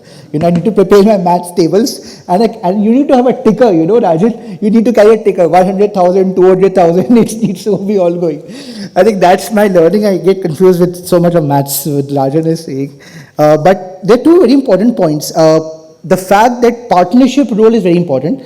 And this is a very critical thing, and which is the importance of credit. Recognition of what a person has done in the past. So if they're doing a mid-career shift, and all of a sudden they feel that they have losing out on what they've done, I think that needs to be adjusted, and somewhere I think one recommendation that we will take away from this is how do we ensure that we move from an academic base, and I think we'll come whenever you come into National Council, is to move to a credit-based system. so that people can upgrade themselves as and when required, and as Arden said, depending upon the requirement of the industry. Really, you have a technology expertise. Tell us very briefly and very quickly, what do you think is the role of technology or can be in addressing this issue? Now, I was reading yesterday that in China, the new cafes which are coming up are all robotized. When you walk in, you don't meet anybody. You press what you require, and it's not good news for hospitality skills, but you have robotized cafes. Tell us from your expertise, how can technology be used? And Mr. Karchu made a mention of the whole AI and Gen AI. Can we use technology to address this issue? Thank you, Mr. Ashish, for Please. this interesting question. See, I'd like to cross-question you on this, if you don't mind. See, as this industry evolves, are our future hospitality leaders prepared to navigate into this AI-driven landscape? Yeah, they are, correct. So I'll answer for everybody. I think. Yes. Yes. And, integration of AI with the hospitality management courses is not just a possibility, but is an imperative. True. Right? So there are many hows and whys this is going to transform the industry. To begin with, the first thing is the real world integration. When we send our students working with the top-notch chains there, working with the leading AI organizations, they're going to have a real-life exposure of how these IBM Watson tools are working upon to understand the real customer's feedback experience, honest experience, predict the data, and accordingly frame out their pricing, dynamic pricing strategies, their personalized services, optimizing their operational efficiency, and at the same time improving their brand reputation. That's how AI-powered analytics is going to add essence to hospitality, and that's how the gap can also be bridged. What I see, what we as a faculty see here is that there are a lot of things that are happening around, but to channelize it, we need to collaborate in a right balance of technology as well as the human interaction with the computer assistance, with internet assistance, with IoT's assistance, and artificial intelligence assistance. So I think just to give it in a nutshell, there are certain very renowned podiums happening around IMC, AI, IoT, which says that internet-oriented devices or AI-oriented devices are far more than what human existence is. So that signifies that we need to accept this change in this sector also. If I give you a small example about Amazon's web service, how come they jumped from just 25 million to 525 million users? Because of the right implementation of AI in their supply chain systems. So eventually, when Mr. Bhushan and Mr. Kachu was talking about this, that AI needs to be there and it needs to be implemented into the industry, that's how this blend is going to do wonders for the industry. She's absolutely correct. Day before yesterday, Sundar Pichai, who is the CEO of Google, he said that last year, and this is we can clap later, they said that last year, 30% of their code is now AI driven. Effectively, it means they've sacked 30% of the people. But they're saying 30% of the code, as you rightly said, is AI driven, and they are, as you rightly said, using their managers now to take that code and improvise it rather than generate code.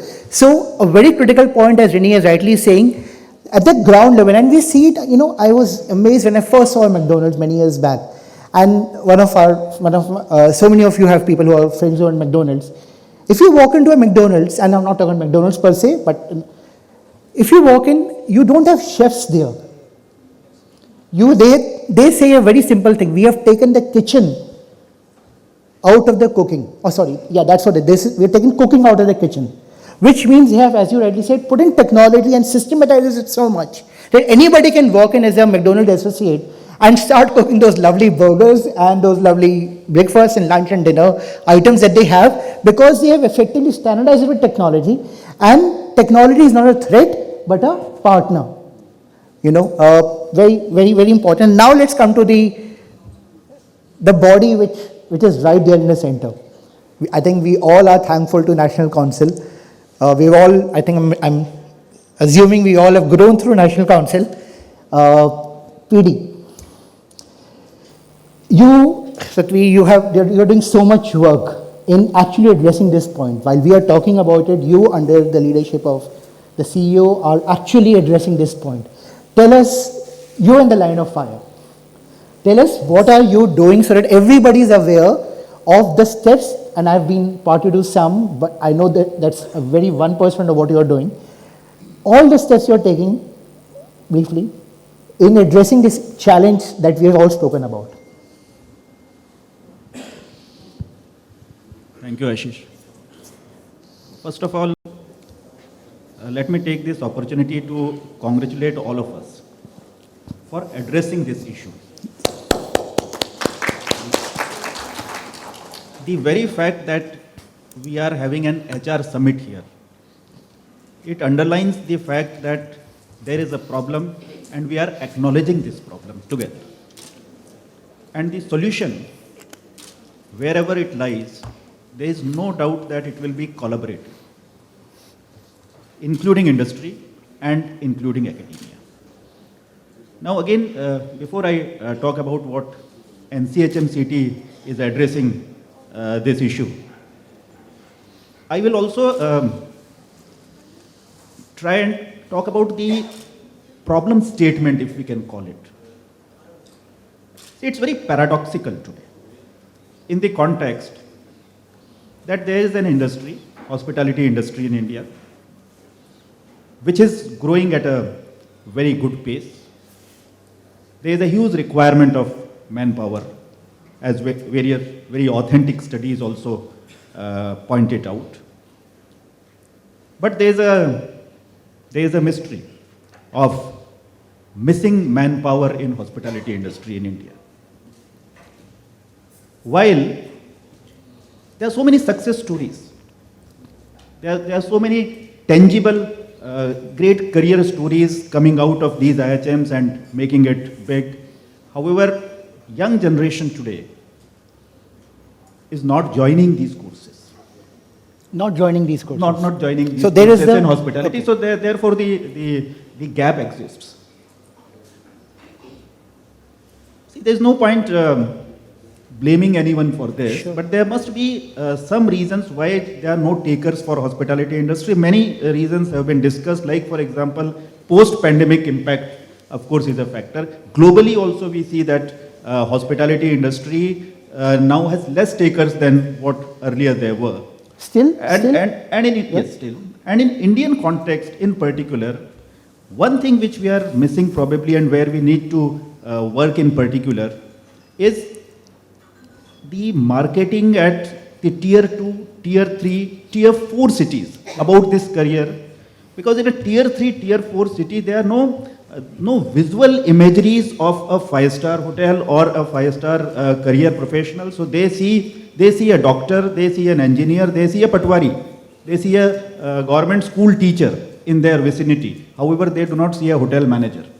So there we need to reach. And that, of course, has to be a part of not only the social media marketing strategies on which we are working, but also the fact that institutes and industry collaborate, and if we can reach the schools over there, where industry people, along with the academia, they are able to go there, and we need to create that kind of awareness in those schools. So that is one aspect I very strongly feel about, that we need to work upon the awareness part. Coming, Ashish, as you said, to what National Council is doing, and I will keep it brief to past 1 year's development only. So of course, as our CEO also mentioned, that we now have an MOU with JNU, which provides a lot of credibility to the degree that we are offering. JNU is one of the premier universities in the country. And if we talk about the academic setup, basically 3 C's are here as well. That is curriculum, that is collaboration, and that is communication. So we need to work upon these three aspects. If we talk about curriculum, which includes faculty, there have been recent revisions in our curriculum structure, and a task force as guided by Honorable Minister of Tourism has been framed. Mr. K.B. Kajru has been kind enough to give us a lot of guidance in that regard. And new subjects have been offered. We are all aware that in today's context, what was relevant, let's say 10 years ago, may not be that relevant today. AI, as we are mentioning, is a very big important thing. Technology is an important aspect. Sustainability is very important aspect. Going back to our roots and our culture, and appreciation of cultural diversity in itself is an important aspect. So all these subjects, hotel security, let's say, revenue management, digital marketing, so all these subjects now are a part of our curriculum, and they have been included in a curriculum which started in 2023, and 2026, this first batch which is studying on new NEP compliant curriculum, it will be graduating, and then that difference will be visible when these students actually go to industry. Very correctly pointed out by Mr. Takulia that employability is a problem. We also acknowledge this. And now employability skills as a subject module has been introduced in the first semester of the curriculum when a student joins. Very good. And also we are looking at having 1 week of entire orientation module when a student joins, rather than a student looking at things in fragmented manner that this is food production, this is F&B service. 1 week of hospitality orientation, and then you start with your course. So these are all curriculum related developments. Faculty training, of course, is one focal area. Mr. Kajru very correctly pointed out as well that if a person who is teaching has not seen the industry or not seen the current trends in industry, then probably that person is not to be blamed. So industrial exposure training, as well as training from leading organizations with expertise like IIM. So IIM recently, IIM Kolkata conducted a workshop for faculty members on digital marketing, and we are going to utilize these faculty resources as master trainers.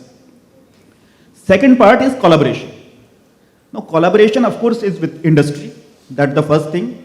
As CEO Saab mentioned that we signed an MOU, IHM signed an MOU with 8 leading hotel chains in the country, and there's a lot of interface and interaction happening between industry, academia in that regard. There are also international collaborations. We collaborated with EHL, then we collaborated with Michigan. Now also several such collaborations are in pipeline. Talking about our international outreach, we as National Council also participated in WTM London, ATM Dubai, Berlin Travel Mart, so that to connect with our alumni primarily, who are over there, and also for international placements of our students. Third part, Ashish, is the communication, what I'll talk about. And that is where I started as well, that this is the most important aspect. All of us together, we need to work upon this. Instead of talking negatively about what is wrong with hospitality as a career, we all need to push upon the positive stories. We have a lot of positive stories, ladies and gentlemen. About 100 such positive stories are here in this room right now. So these are the stories we need to sell. So in terms of communication, social media, of course, we are using, and we are now in a mode where we are taking video testimonials of our alumni who are well placed today, and we are putting that on social media. Other than that, we have created a centralized alumni portal of NCHM IHMs, where we have nearly 5,000 members now, and we are engaging them in terms of providing mentorship for existing students. The outreach also has to be at the local level. All IHMs are now working upon that because we have a network of nearly 100 institutes spread across the country. So local level, when I say schools, local media, local government, so with them we are interacting. So these are some of the things which I'll mention. Thank you. That's very elaborate and very. See, you had a pull effect on clapping, PD. So I would want to conduct another round, but I don't have time. I would want you to ask questions. We don't have time, unfortunately. I'm so very sorry. Can we ask questions? Two questions. But only a question, no observation. with your name and to the person whom it's directed to. I'm very sorry about it. 2 questions. Sir, and someone can give, please, sir, a mic. I'm sure everybody would like to ask. Thank you for the hospitality you have given to me. My question is very short. So, how the homestay sector, the recent focus is on homestay, it will impact the conventional hotel industries sector in near future? Correct. So, can I answer that? Yes. As you all, thank you very much for your question. Post-pandemic specifically, the whole concept of a new segment has emerged, which is alternate accommodation.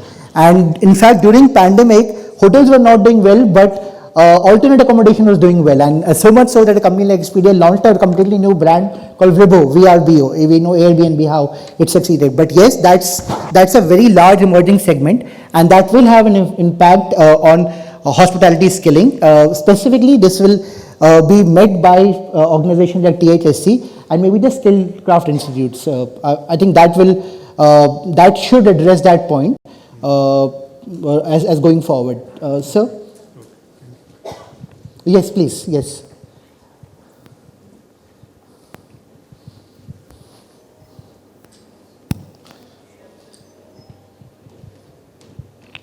I'm not from hospitality, but I am from quality management background. My only one question is, what is your focus? Can you describe it in few words? What is your focus? Because I understand when you chase 2 rabbits, you don't catch one. So what is the focus of today's summit? All right, today's subject focus, would you like to address that? Ramesh, would you like to address the subject of today's focus? Ramesh? Mr. Kulia? Sorry, we are capped out. No, first of all, I really appreciate this question, because unless your objective is clear, whatever you do, you don't reach there. So it's a good reminder to say that whether we are in focus. Now, if you look at the program, I think the focus was made very clear in the morning during inauguration, in the inaugural speeches, by all the 3 speakers, that going forward, how are we going to meet the manpower requirement, both in terms of quantity as well as quality. So it's not only the quantity that we are looking for, which would lack quality, or we are not looking for quality, which won't be enough. So the focus, to my mind, and please anyone if it's different, how are we going to meet our manpower requirement in near future, both in terms of numbers that we are looking for and the kind that we are looking for. Thank you. Very well asked and very well answered. If we don't know where you're going, we will not reach there. So I think there are 7 or 8 key points which have emerged as a takeaway for number 1 is, can we shift our focus from hotels to hospitality? Because the whole concept of hotel is changing. And as was rightly asked, alternate accommodation being one, there are so many other segments. Number 2, can we ensure that we have showcasing of career paths of managers, as Radisson highlighted, and can we demonstrate them, as you said, in tier 2, tier 3, we have Radisson again to thank for your penetrating in tier 3, 4, 5 towns, and can we have those managers going to the schools and talking about how this is a interesting career prospect. The whole issue of pyramid, if we can look at an audit through National Council or Ministry of Tourism, are we inverted? Is the ratio, as was highlighted by you, is the ratio really become distorted? Is it 1:4 still, or have we become 1:2? We require people at the ground level, but we are training people at the high level. Number 4, can we look at credit-based system? Move away from a degree-based, how it has always been in Western education, or specifically American. You learn when you want to. You don't learn because you have to. You learn because there's a job opportunity. So can we give credits for your past experience? Can we give credits for what you're learning? Number 5, can we, as you said, the buddy system, can we have more mentorships? I know National Minister of Tourism and National Council is working very hard on ensuring mentorships, but I think that's a very critical thing, because in the end, you know, Major Dhyan Chand, who was the hockey genius, he said he never wanted to do hockey. But at 16 years of age, the coach in the army said, look at me and then see if you want to do hockey. And India went on win the Berlin Olympics. I think there's so much more things that need to be worked on. Can we make it finally more technology pragmatic today and evolve accordingly, so that National Council becomes the creator of future jobs than a legacy of the past. You know, there's this proverb that if you want a forest, you need to plant today. And I think we have planted the seeds of thought, but as our very wise CEO has said, let's move into action. Thank you, ladies and gentlemen. If you liked what you heard, can I request you to give a standing ovation to our panel here? If you would like, this is a very lovely panel. You've been very kind. Thank you. Thank you, panelists. Sorry about the time and the questions. Namaste. Thank you. Group photograph is very important. I would request all of you to come forward for a group photograph.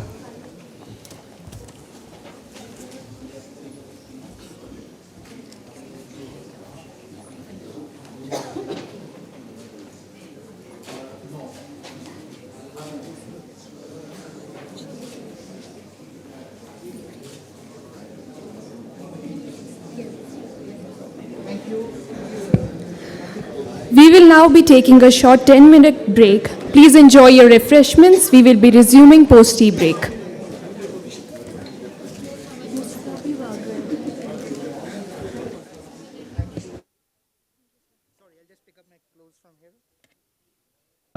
Joined ITC IHM, having 2-decade experience in ITC Maurya, ITC Maratha, ITC Sonar, Sheraton New Delhi and other hotels in operation and learning and development. She is handling L&D operation based at ITC headquarter, ITC hotel headquarter in Gurgaon. Then we have Poonam Tyagi madam. She is a HR professional with 25-year experience, both strategic and operational level. Have hold leadership positions within the hospitality industry, head of the human resource at Lalit Suri Hospitality Group from last 8 years. Extremely passionate about the women empowerment and mentoring young talent, which is the need of the hour, mentoring young talent. Then we have the career counselor with us, Ms. Roma Kumar madam. She is the founder of Focus Eduverse Services, a highly qualified educationist, school and career counselor, 35-year vast experience in the above field, and worked at various key product with the Government of India, NCRT and CBSE, including NEP 2020. She has guided students and parents across northern India and has collaborated with prestigious public and residential schools and colleges. She is also author of a book on a school teacher and research paper in NCRT Journal.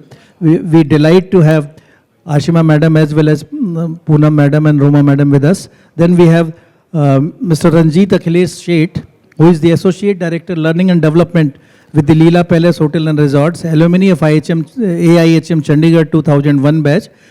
He is with Leela from last 2 years now and was heading L&D for Radisson Hotel for 10 years. He has worked at the Starwood Hotel, Pizza Hut and Grand Hyatt Hotel. He has experience in luxury retail, L&D and certified Six Sigma built trainer. Then I have two more persons from our own fraternity. One is Dr. Satvir Singh. Satvir Singh is Director of Studies, National Council for Hotel Management for more than 10 years.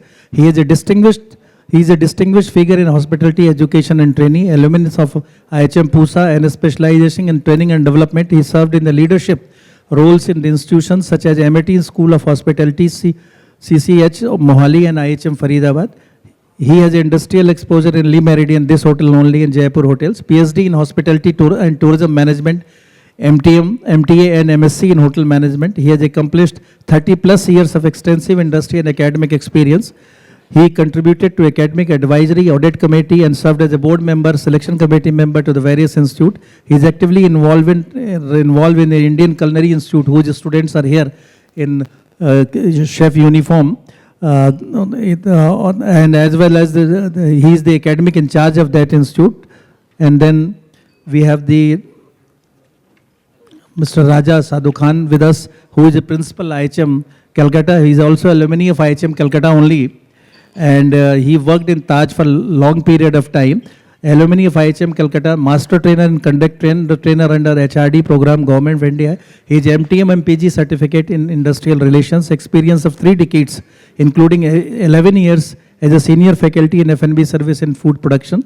He has moved back to industry after serving 11 years in the institute and joined ISCL as L&D manager and moved to human resource in Taj Ganges, Nadesar Palace, Varanasi, Taj Safari, Taj Lake Palace, Udaipur, Taj Amritsar, Taj City Center, New Town, Calcutta, and Taj Tal Kutir Convention Center, Calcutta. He moved to IHM Mumbai as a principal after almost 16 years instinct in the Taj Hotel. He is a people man and lead them with the affection.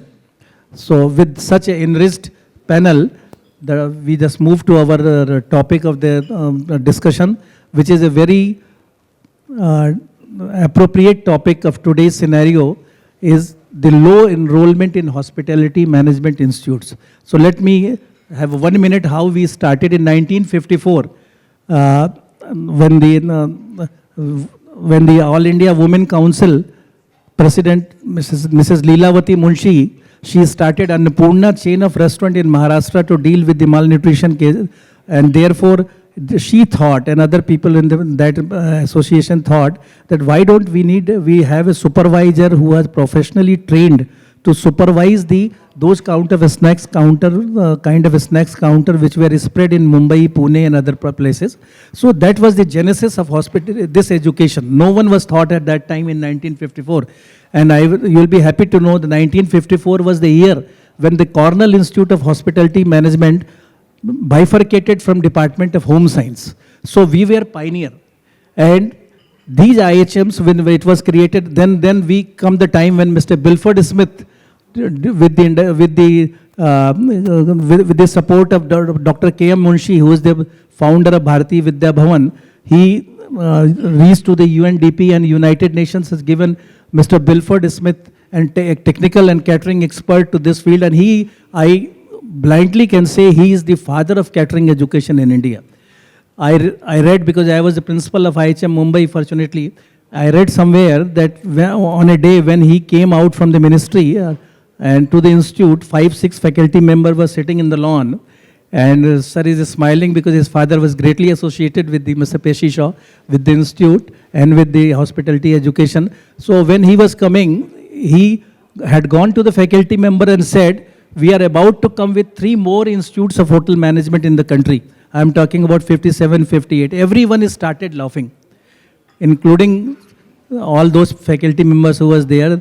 He said, why you are laughing? He said, sir, we are not being able to get our salary for 3 months in this institute, and you have such a great vision of opening 3 more institutes.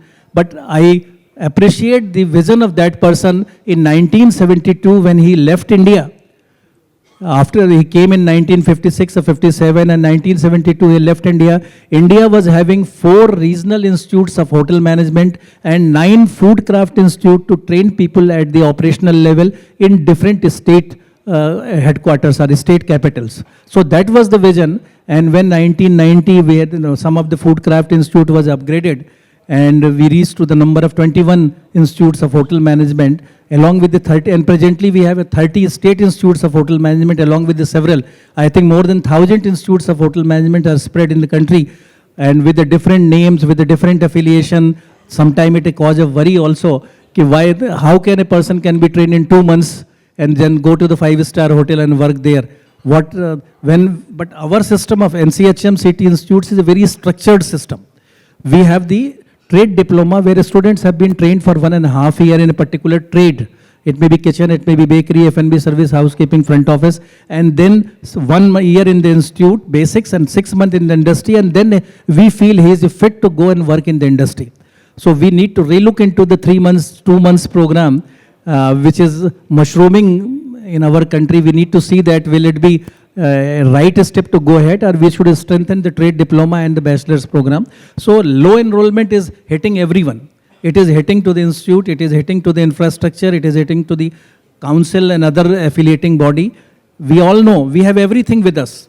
We have We have our students who are the class 2, large number of people are there of class 2, but still we are not being able to tap them. We are not being able to get the requisite number of students with us for the hotel management program. Satvir Singh, my friend has reminded me day before yesterday that 10 years back we have 7,000 admission in NCHMCT affiliated institutes because there were only 8,000 seats. Now we have 12,000 seats, but still the admissions are more or less 7,000, something like that. But the difference is there. Difference is in the quality that of the product, or a student who are coming to us at that time and the students who are coming to us.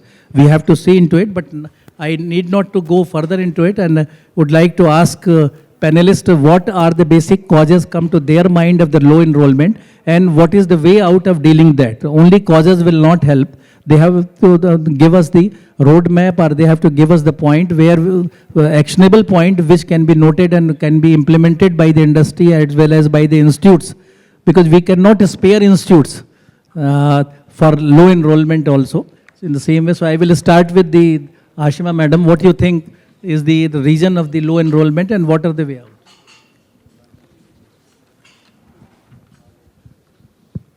Thank you very much. I hope I'm audible.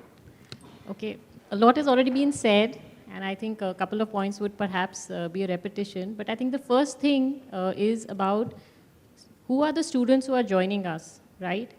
So somebody talked about the 3 C's, and communication is something is definitely lacking, and I'm talking from personal experience because I now have a daughter who's in class 11th, and she's going to decide what career to opt for, and the only reason she knows about hospitality and none of her friends know about it is because I'm a hotelier as her mother, and she has had exposure to hotels.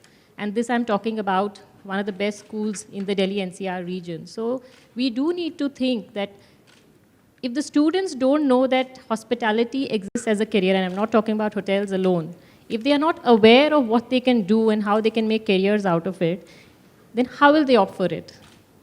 So what are we doing, and are we doing enough to reach out to the students across the country at a much higher level to let them know? And every time I've also tried to reach out to schools as an L&D manager in the past to talk about hospitality, they are shut off. They don't want us to come. So I think this is one great opportunity for all of us to understand that the students are the ones who will come to us, right, after class 12. So do they know enough about us? And the second part is the glamour part of it, that they are so disillusioned about what the hospitality industry is about because of only what is coming to the eye as a guest. So maybe we need to enthrall them with what is behind and how is it that they can enjoy what they do and make them understand the industry, right? So that is my first point regarding communication to the student who is going to come into hotels. The next part is the students who are doing hotel management and then they decide not to join us. And that's equally a big challenge as well. Because again, the myth is that everyone is going to become a general manager as soon as they join, or at least a management trainee. But I think what the industry offers is far more. You know, we talked about 67 different job positions for which people can be trained. But what they are looking at right now is only 4. I either become an executive chef or an F&B manager, and nobody wants to start from the entry level. Why? I think the fitment or the understanding of the right kind of personality traits, person, how do they fit into the role is very important, and the students don't understand that. The last thing I'd like to point out here really is, most of us here have a lot of hospitality experience, right? I've been working as well for now more than 20 plus years, but I get up every single day and I love what I do.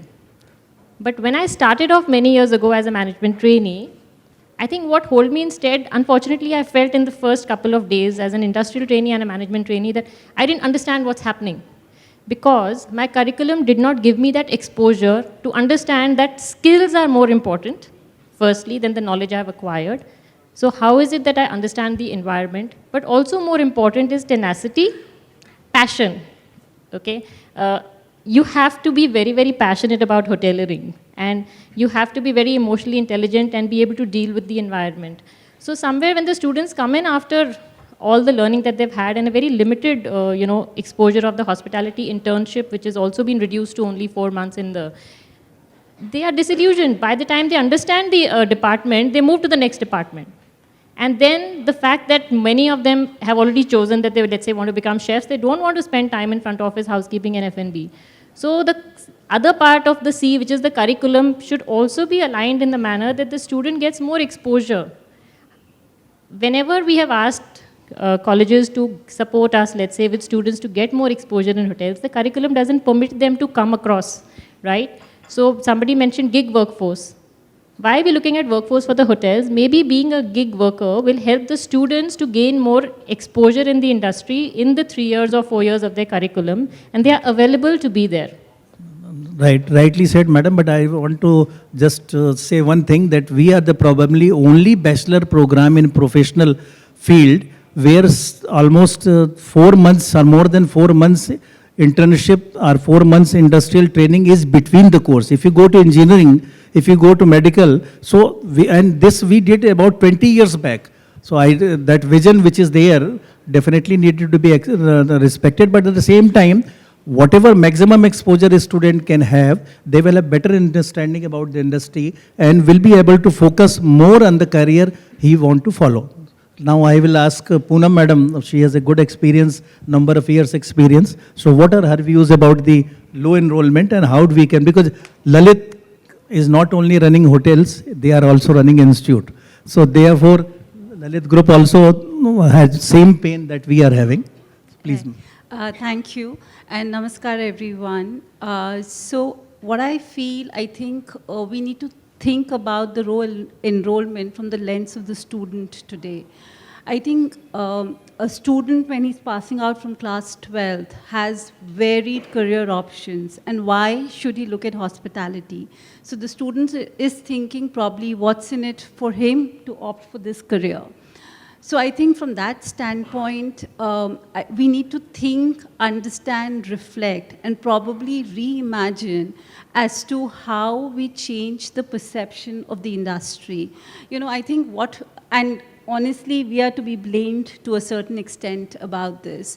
Yes, COVID or no COVID, yes, COVID has played a role, but the long working hours that we have, though hotels is a very, very glamorous job as it's perceived from outside, but we all know as a fact, even our industrial trainees are put to long hours of work, and all of that exists as a fact. So how do we change that perception? So it has to be a collaborative approach between industry and academia, that how do we change this perception for the better in the minds of the youth. Also, how do we ensure that the curriculum that is being offered and the experience and the exposure that the students are undergoing in the institution, that they get ready for skills, they get equipped with skills which makes them industry ready. I think bridging of that gap is also very, very important. You said we have the industrial training format which is available, but how can we work towards making it more and more robust, more and more holistic? And Ashima also mentioned this fact that the other challenge that we face, students may come and do a hotel management course, but they don't opt for hotels as a career. They probably look at retail, they probably look at hospitals or something else. So I think that is also a point for us to internalize, to reflect as to why that is happening. Right. And that is also a possible reason why the youngsters or the youth is not choosing this as a career opportunity. I think there are a lot of learnings for us here and a lot of things that we can build and how we market and showcase ourselves as an industry. Probably talk about people who've, there could be enough and more role models that we have in the industry that we can kind of showcase back to these students, and success stories of people who've made it big in the industry for them to follow and to learn from. So those are some of the things that we can do, and also a better and stronger interface between the industry and the academia in terms of cross learnings for the faculty, taking feedback, how we can bridge those gaps. I think those are some really quick actionable points that we should be working on. Right. Thank you, ma'am. Thank you. After two industry experts, now I move to Satvir Singh ji, who is with the NCHM CT. He was principal with in IHM also. So he has a bigger role to play in this, because whatever we all say, ultimately it is to be implemented by NCHM CT only. So Satvirji, what is your take on this? Thank you very much, sir. And namaskar to all the members. And thank you, FHRI, for providing such a lovely platform where industry, academia, and students are meeting. First of all, I would like to answer Ashima. She said the number of industrial trainings, number of months or weeks are less. I would love to put more weeks, provided that I should have the number of years with me. The bachelor's degree which we are running right now is 3-year bachelor's degree. And if next year we'll have to follow NEP recommendation where we are going to become 4-year bachelor's degree optional. So the number of weeks which we are putting in between after the completion of first year are of course 16 weeks. If I compare these weeks with the number of departments which are there in the hotel, of course these are less. By the time a student complete one department, it is not enough. I mean, the departments are so large. If I talk about kitchen only, there is not only one kitchen, a main kitchen, specialized kitchen, bakery, etc., etc. So putting one student in one department for 1 week is very less. But there are certain restrictions with us, but as my counterpart, Dr. P3 Lakhawat said, that we are thinking of having more industrial training components after the completion of first year. So we are planning to have 1 month specialization training later on. My point for the low admission, see, we've discussed all these points in the morning also. These are common points, pandemic, etc. But I want to share my experience of interaction with my pass-out students. So very often when we meet with old students, we ask, so how is the life going on? So they say that, yes, you know that you are from the industry.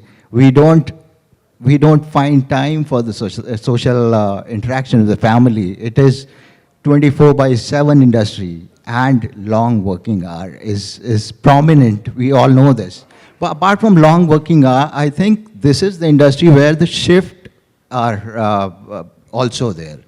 A person who is working in a night shift, after 2, 3, 4, or 6 months, they shifted to morning shift and then evening shift. So this matching of routine with the shift is another important aspect. But of course, these shifts are there and these are mandatory.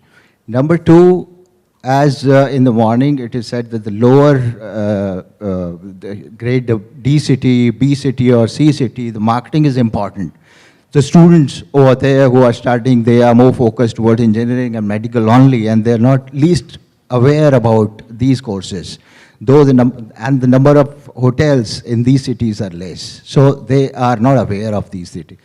Number 2 is, as you said, the curriculum part. Curriculum is very much focused, and we give a lot of emphasis on skill part. As such, the first half, as you have also done your hotel management, first half is totally dedicated for the skill part. All practicals, everything happens in the morning. And later on, after the lunch, we give input for theoretical part.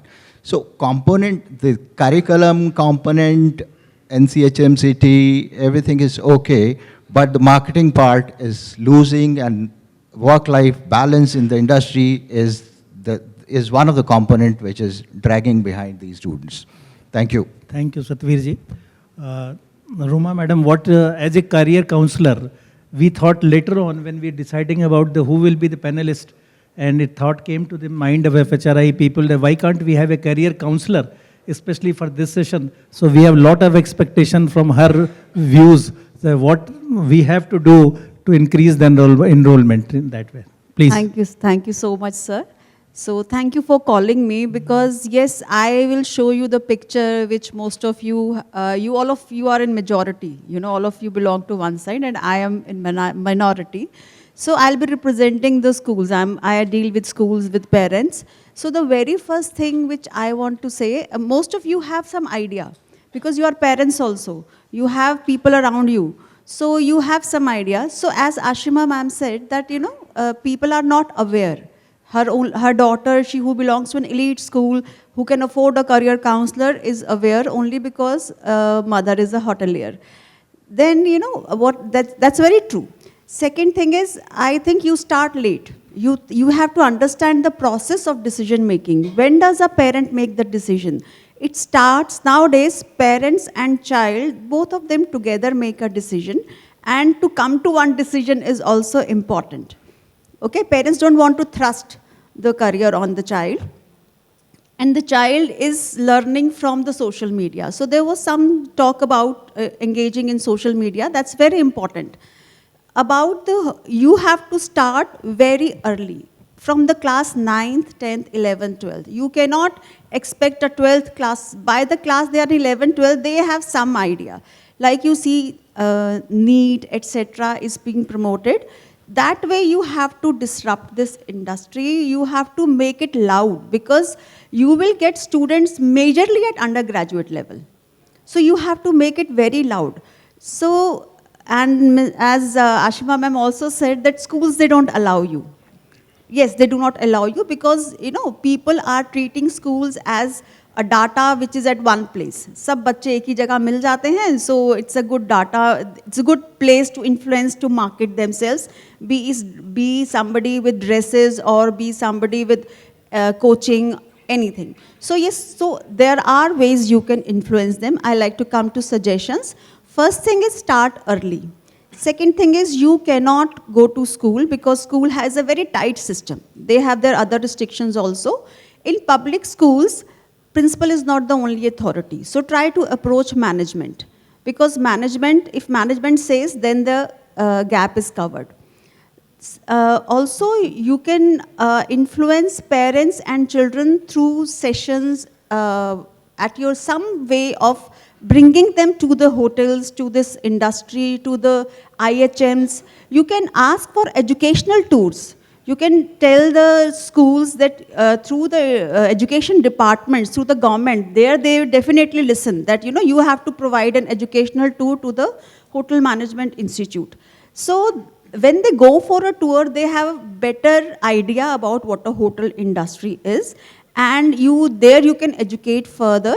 Secondly, if you have alumni people, they are very successful people, all of you are very successful, you must be having some school where you came from. So you can approach your own school. On some PTA days, there are PTMs, parent-teacher meetings. There you can go and you can collaborate. They won't mind the 30, they have a successful successful alumni to show off. So, like they call cricketers, I remember DAVs, they call Kapil Dev and all these, that they are our alumni. So, you can go there like that, and that way you can open to them. And second thing, there are certain myths about this profession. I'm talking of good schools, I mean elite schools where you can find English people, people who are speaking English. Then, if you want, as somebody talked about, I'm sorry, I am not aware of most of your names. So, pyramid, the base level students, that is where most of the initial students will join. For that, you can look at the middle class people who are groomed. There is some kind of initial grooming already required when you are coming into hospitality industry. So, like in army, we have Gorkha regiment and we have Jat regiment. So, you can focus at certain states. I don't want to sound biased, but you have an industry that requires a different kind of flair in the culture. So, you can focus like that on those districts and you can approach those government schools, Kendriya Vidyalayas. Most of them, they have government employees. And the student you get, they don't have a lot of money. So they will wonder if I've spent 4 lakh or 5 lakh and I'll get a secure job. So you can approach Rajkiya Pratibha Vikas Vidyalaya in Delhi, I know of Delhi, and there are corporate schools like Vidya Gyan that is run by Shiv Nadars. Then there is Him Jyoti in Uttarakhand that is completely all girls school. And also you can look at encouraging women factor, the female enrollment in this, because now for that you will have to project this industry as a safe industry. Right, right. So now it's no longer those times when, you know, parents are thinking कि भाई teacher बन जाए या doctor बन जाए, you know, आके घर संभाले. ऐसा नहीं है. People are changing. The girls are coming into different industry. So make it, since it's a caring industry, this is an industry which needs care. Even men have to have that femininity, the feminine caring approach in them when they are dealing with people, because they are making them comfortable. They are making them feel cared for. So we should have more feminine power. I won't say females, because at times what happens when you are working in a male-dominating industry, then even females have to appear like, you know, should have some masculine style. So more feminine energy in this, and the middle class people will definitely love to come because they don't have luxury of the home, luxury of AC homes as such. Right, ma'am. Thank you. So that is my point. Thank you so much. I hope I made some difference. Right, very good. You have given so many food for thought for the Lakhawat sir and the Satvir ji to incorporate those things, because we need to. I have some experience. In 1984, one student in Food Craft Institute did food production course. And he is in touch with me till now. That is after 40 years. And he has sent me more than 100 students for doing craft diploma as well as degree program student from their villages or from their district. And still our FHRI IHM, presently every year we get 1 or 2 students who have been nominated by him. I call him nominated, not suggested by him. He sends us, sir, 2 ladke bheje hain, dekh lena. So we need these kind of persons who have a real touch with their institutions, and they do that. Last 4-5 months I am advocating that our solid base in the hotel management program was the, मैं एक थोड़ा literal शब्द में कहूँगा, हमारे पुराने principal साहब सक्सेना जी कहते थे कि हमें अमीर घरों के बिगड़े हुए बच्चे चाहिए. We need person from a good background with a good communication, but not so keen about the academics, not want to be doctor, engineer. And we have about 5 decades, about 55% to 60% student in HM program are coming from the northern belt. This is the best time for us to interact, because Canada issue is at peak. All those students who are going to Canada for higher education and job, they are not going this year. So the Punjab, Delhi, Himachal, Haryana, this is the best time for us to track those students, to find out them, because they are desperately looking into alternate career. And if we bring them into the fold, it will not increase only the number, it will definitely speak about the quality of the student who are passing out from the catering colleges. So now, after suggestions from the madam, I request Mr. Sheth to tell us about the reason and the causes, how to overcome. Thank you. Thank you to the panelists for such lovely insights. You know, I believe, and you know, that our business is very simple.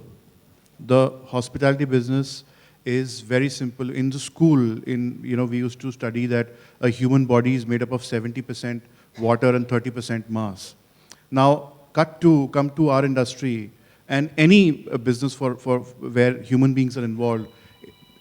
Every human being is 90% emotion and 10% logic. The problem is that we have started applying too much of logic to everything. You know, hotels are romanticizing their own brands across the market. Why can't we partner with the academics? And you know, like Mr. Kachru had mentioned in the morning, that we have most of the CEOs and the heads of organizations who are IHM pass-outs. Why can't we involve them in creating some kind of a marketing campaign for, you know, and go to cities where, you know, as ma'am said, go to the schools, etc. Why can't we create those kind of marketing campaigns in partnership, in collaboration with the industry, and attract talent? You know, I think as Ms. Gulati was saying that, you know, the kid is in 11th, my daughter's in 12th, And, it's our responsibility as hoteliers to really showcase what we do every day. Whenever I used to visit my daughter's school, I always used to go well-dressed. I would wear a pant, shirt, sometimes, a tie or a suit. There was no need. But I always used to feel that it's my responsibility that what I'm doing, I must showcase that. And I was able to attract, madam, I was able to attract a lot of, questions and queries from the teachers and the students as to what do you do, and I was able to break through that school, and I gave a career counseling session and educated them about, how hotel management is and what does it do, etc.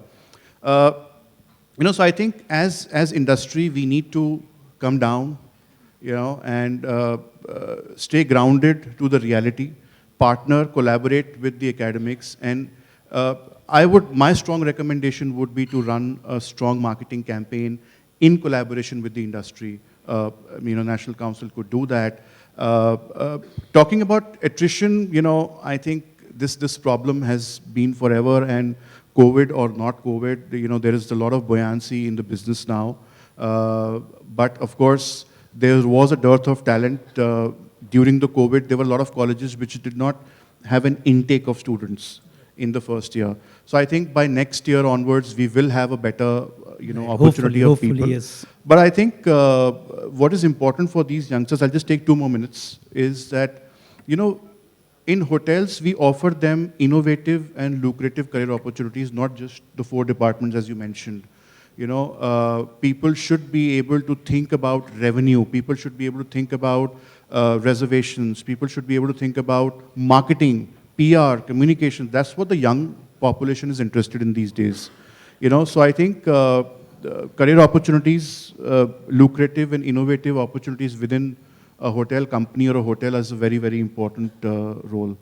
So since we don't have much time, Mr. Singh, I would go back to you. So right. Thank you. Now, on this topic, I will ask Mr. Raja, who has a good experience of industry as well as academics. He is among the few people who work in the institute for a certain number of years, even more than a decade, then gone back to the industry and now come back to the institute. So we would like to hear his valuable suggestion about that. But keep it in mind, whatever suggestion you have to give, you have to implement. Thank you, Mr. Singh, and good afternoon, everybody. It's such an honor to be part of this elite panel discussion. So, in my opinion, as we see this particular topic today, I think there are 4 stakeholders. It's like the 4 prongs of the fork. And if one of the prongs is actually not straight, then you will not be able to enjoy your food.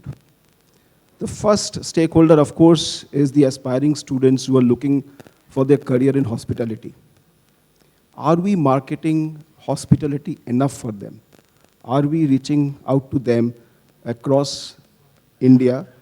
When we have been listening since morning that almost 2 crores youths will be eligible each year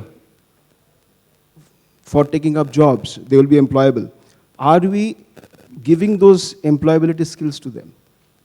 And we are talking about, if you talk about National Council, it's only 12,000 seats. And we are talking to a tune of figure which is 2 crores. So who influences them? Definitely schools, definitely parents who are their angel investors, and they want good, and that's why they were going to invest in their education. And we are talking about millennials today. In another 4 or 5 years, we are going to talking about Gen Z. So as in training, every generation has an entry behavior. Have we checked on their entry behavior? What are their expectations? If you see millennials, they have a very short span of attention. They do not want to stick to an industry for long, a hotel for long. From our generations, 30 years back, 40 years back, we have seen people retiring from the same company. People have been given long service award for completing 35 years, 40 years, if not 5 years.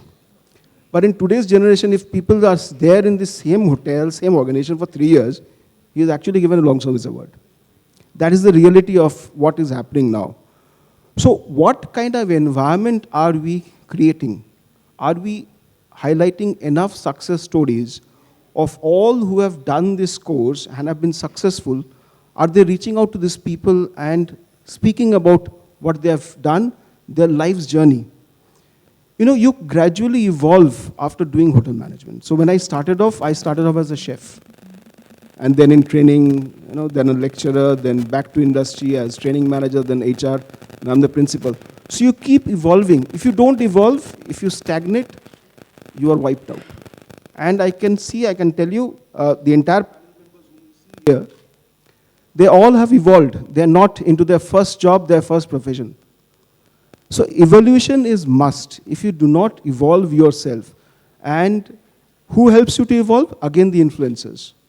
So people who are mentoring these youths, social media, are we putting the right kind of details, documentation in the social media, which they keep on seeing in their mobile phones? It's very important to be creative. You know, a couple of days back, at Calcutta, we launched the ICA, which is the Eastern Indian Culinary Association. Chef Manjit Gill was there, and he said a very nice point. He said, "Jab tak khana hai, hum log hai." So we don't die because our profession don't die, because somebody has to cook the food, somebody has to serve the food. And that passion with which you cook the food and serve the food, you don't need too much of brainers. You know, we have IITs and IIMs. We need people who have a large heart and the right attitude which is in that heart. And that is how hoteliers are. You look at the success stories of great general managers, VPs and CEOs and managers, they're all people's man. More than the process, they have actually owned their team, trained their team, and have retained their team. So to the industry, when I say, if the industry has to take one vow, is how to be sensitive to the generations that we are dealing with. We are gone with Generation X when we have understood we have to work. If it's 12 hours, 14 hours, doesn't matter, we are there, right? Now is the generation which needs more of pampering and handholding, because they're a single child. Parents have been doing that. Agar teacher ne aankh utha ke dekh liya, to parents, you know, and we know how we have shaped our hands, how much of caning was there. So there is a generation gap, and one has to realize in the industry how sensitively these people needs to be pampered, recognize at every moment. If they're doing a small detailing also, if some achievement, there it has to be celebrated. Right, thank you. Right, thank you. Thank you very much. So, in fact, we, being the institutes, need to keep our vision clear. Institute has not been opened and run by the staff. It has been opened and run for the students, and therefore student interest must be there at the top. I and Nishit had gone in 2013 to Cornell, sent by the Ministry of Tourism to have some kind of MOU. We had gone for 3 days, and the first day when we reached at the breakfast, it was complimentary breakfast from their side, and they said, "We will meet again tomorrow afternoon." We were shocked. We were there for 3 days to discuss some issues pertaining to MOU, and the gentleman, the pro dean or vice dean is saying us to meet, we will meet tomorrow afternoon. Then we put our foot down. We said, we are not coming here to see your campus only. We came here to have a serious understanding, talk, and then finally you'll be surprised to know that me and Nishit got the one-side MOU from the Cornell pertaining to hospitality education, but unfortunately that could not click at the ministry level. So therefore, there should be some efforts, and the government of India is the only country, India is the only country in the world where such a great training infrastructure in the hospitality industry has been created by government. You will not find, even when we had gone to USA and then we had gone to Lausanne, when we talked about such a large number of IHM created by the government, they were surprised. So such a beautiful infrastructure has been created. We have more than 170, more than 60 institutes with the NCHM only, which has been created by the government. It is responsibility for everyone.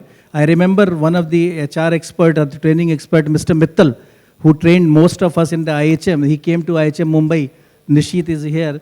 with his faculty was there, and we all complained that his students are like this and that, they don't. He said only one thing, only one line, and after that line, no one was dare to speak anything. He said, our institutes students are coming to get failed. Students fail होने के लिए आपके पास नहीं आता, student admission लेता है पढ़ने के लिए. इसका मतलब कि उसका जो प्रोसेस है आपका स्टूडेंट के आने के बाद से और एग्ज़ाम तक का या पास आउट होने तक का, उसमें कहीं शॉर्ट कमिंग है, चाहे वो आपकी फैकल्टी की हो, चाहे वो आपके सिस्टम की हो, चाहे एग्जामिनेशन पैटर्न की हो, स्टूडेंट उसमें कहीं खो जाता है. तो आप उसके लिए पेरेंट्स को ब्लेम नहीं कर सकते, स्टूडेंट को ब्लेम नहीं कर सकते, ब्लेम अपने आप को खुद को लेना पड़ेगा और जितना बेस्ट पॉसिबल हो उस तरीके से स्टूडेंट को ट्रेंड करना पड़ेगा. कॉर्नेल में अगर जो है मास्टर्स प्रोग्राम में जब मैं गया तो केवल जो है वो एक स्टूडेंट इंडियन था, वो 20 मिनट पहले क्लास के बाहर खड़ा हो जाता था. एक सेशन हमें भी अटेंड करने का मौका मिला निशीत को, और हमने पूछा कि भाई तुम तो इंडिया में IHM करके आए हो, वहाँ भी 20 मिनट पहले जाते थे क्या? तो कहता नहीं सर वहाँ तो नहीं जाते थे, लेकिन यहाँ एक दिन का हम 20,000 पे कर रहे हैं. I am paying 20,000 rupees for a day, so I ensure that I should be there in the class, out of the class 20 minutes before. So we have to make the student a little bit more responsible, our faculty much more responsible to in a way. There should not be a negative thing in the environment about the institutes, about the thing. And slowly, I had a great some discussion with Mr. Karthik Namo Sivam, who is basically Dean and Professor in Michigan State University pertaining to this. And he has sent me a 3-page letter pertaining to this event which is happening today, who is in touch with the NCHM also from last 1 year. He said that don't worry about this low enrollment. It is there in the US also. After COVID, low enrollment is everywhere in the hospitality. Last year, we were able to get 18% increase in numbers. You may take some time, but if your house is in order and you are able to reach to the concerned students, related student who can be your targeted student, definitely you will come back as early as possible. You have to make effort, and we expect that industry should also cooperate and give us some fund to the NCHM for social media marketing, because only NCHM or IHM cannot do the marketing, and we cannot ask money from Ministry of Tourism for this purpose. So if we all together do a purposeful marketing, then we can turn around and we can make the IHM, because we are proud that our IHMs are self-sustained in terms of recurring expenditure from last 4 decades. We are not asking any money, recurring support from the government. All other institutes are getting money from UGC, but we have not been given. So whatever is there, we have capabilities. Only thing is this, if the industry comes with us, National Council remain more active and IHM more active, we will be in position to get this student. Now the second point, which will have only 5 minutes left, so I will ask 6 minutes. So one of the panelists to speak about 1 minute about the attrition, because our, being the institute, main worry is low enrollment. Attrition is the worry of the industry. So, Madam, please. Okay. So firstly, I'll say that I'm happy that as part of the ITC hotels, attrition is not what we really focus upon. It's more about retention, really. And I think the HR strategy has to focus upon that, because the bigger issues of why people don't want to join the industry or they want to leave the industry and go elsewhere is not something that needs to be discussed. We are already aware. So all I can say is that the approach has to be for engagement. Approach has to be to make people feel part of the process of the work that they do, and involvement, and of course growth opportunities. And that's something in ITC hotels that we are doing at a very large level. At another time, maybe one will be happy to share the kind of things that we do and the initiatives we take. But that's what it is, the holistic approach and strategy to retain people. If we have more than 75% of retention, I think that's a fairly good story to talk about. Thank you, ma'am. Poonam, madam, are you worried about attrition? No, definitely, yes. It is a worry, but I think if we talk about retention, we tend to think of it as an area of opportunity. And rather than using the word attrition, at Lalit, we believe in using the word talent retention, and how can we kind of make efforts to retaining our team members. So one is, of course, we work with a lot of diverse workforce, and diversity, equity, and inclusion is in our DNA. So we work with the marginalized communities. We work with people like the acid attack warriors. We work with the LGBTQAI plus community, and these are people who have been very, very loyal to the organization. They tend to stay with us because they feel that we've been able to provide them a safe space. So it is, we are kind of seeing this as an opportunity area for us and building a diverse workforce. Also, I'd like to share with the audience here that we 50% of our senior most women team members are 50% of our senior corporate leaders are women at Lalit. And how we've been able to achieve this is because we strongly believe in a catch line for us and in a campaign that she leads at the Lalit. So I think it is about viewing it differently with a different lens, reimagining the whole arena, that the opportunities lie in this challenge and to flip it differently. Also, career pathing is very, very important. Like I said earlier, today a youngster joining the industry wants to see what's a career path for him in this industry, or for him or her. So it's important to share career paths. It's also important to offer diverse career opportunity, growth. So, and we do this beautifully at Lalit. We give people cross-exposure. We have a mix of leisure, business hotels, different sizes. So we are able to give that opportunity, and we grow people from one function to the other. Thank you, ma'am. Do that. Yeah. Thank you. Okay, Mr. Sheth, what did you use? Because I'm asking this question only from the industry. We will. At Leela, we are a feminine brand, right? There's no other brand in the world which has been named after somebody else's, somebody's wife.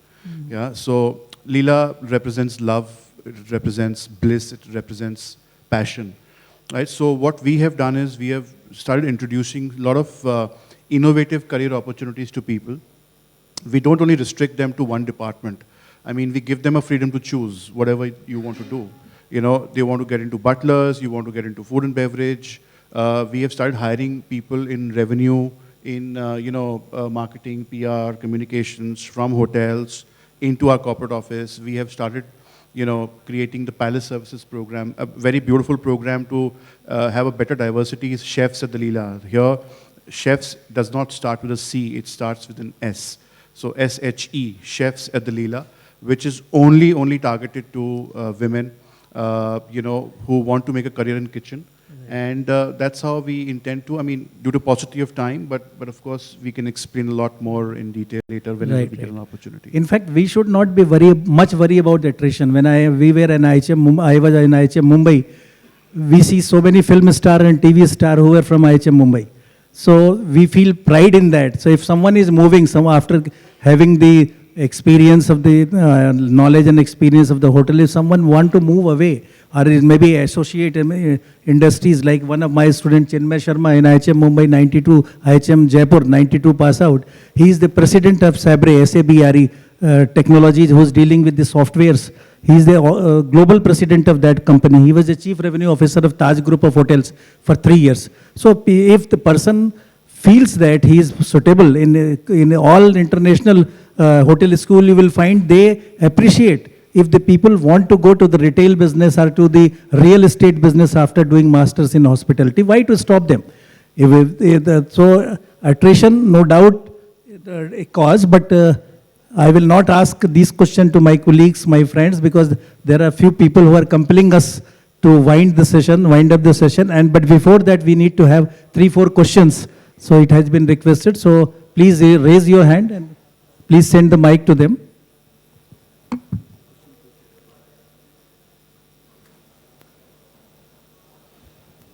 Good afternoon, everyone. While we're talking about low enrollment, I want to present a different case and a quick question along with that. Lakshadweep saw skyrocketing demand post Honorable Prime Minister's visit. And the demand for hospitality and tourism courses has increased there. And I'll tell you the collaboration that the industry partners, especially the hoteliers, that they had with the tourism educational institution back in Lakshadweep. I have personally seen the growth and the immense enhancement of skill sets of the students there, all thanks to leading groups, especially Taj as well. We've seen the students, last year we did, hotel groups came up to us and we did an internship for the students. This was the first time that they came to mainland for a full-fledged internship. They learned the skills, they went back, they participated in the G20 conferences that happened there in Lakshadweep. And now they're also gainfully employed in the hospitality sector. So it shows that there is a need to focus on Tier 3, Tier 4 cities, and collaboration is something that the hoteliers can look at, which can be beautifully leveraged through CSR initiatives. Through CSR, please try to focus on Tier 3, Tier 4 educational institutions which are offering hospitality tours and cruises. So it's not a question, it's a suggestion that you have given, and THSC is working very well on that topic.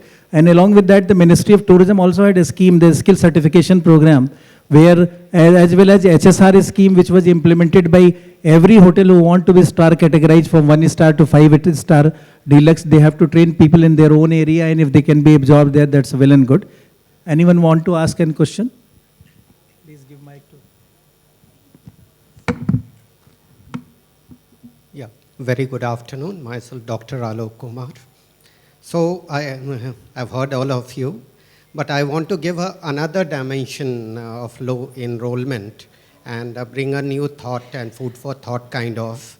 Like last 5 years, like you all are focusing on 12th pass students or would-be pass out students and willing to do marketing on that. But post-pandemic, there is another problem. Like your 2019 to 2024, 5 years pass out students from hospitality institutions are very much dissatisfied. Like kind of they are feeling cheated kind of. And why I am saying that I have been director of Center of Excellence, and my students, like government established Center of Excellence, and my target students was the hospitality graduates. And since we started after pandemic, I have been rigorously marketing to get 150 students out of that to admit in my Center of Excellence and upskill them. And upskill them with a promise of minimum 25K salary. And there all pedagogy was there, Lemon Tree as industry partner being there, guaranteeing the job. Government, here we were not charging any fee. Instead of that, government was giving me 10 lakh rupees per students to spend. That is more than any IIT and IIM. But still I faced to enroll those 150 students. And what was the scenario? That they were very dissatisfied and very tough to get them. And focus target was those 150 drop out from any of the hospitality institution.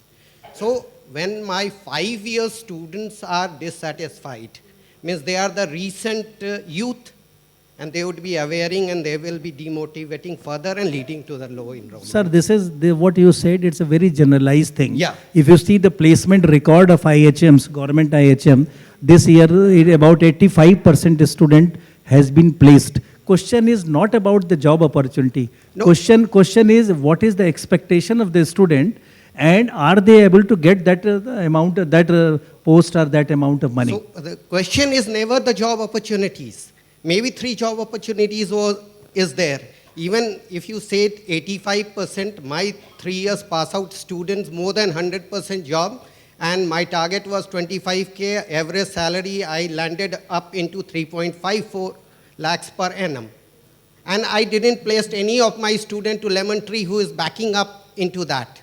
So opportunities are enormous, but the students are not willing, and they are kind of, that is reflecting in the enrollment. Right. So this is one major problem we have to reach to our alumni, because that is creating a general negative perception about the hospitality. If you really ask, sir, we would like to have such a infrastructure, such a training in the institute where a student need not to go to your institute. After passing out from institute, they should get the job of 25,000 rupees more per month. So they need not to go to any other place.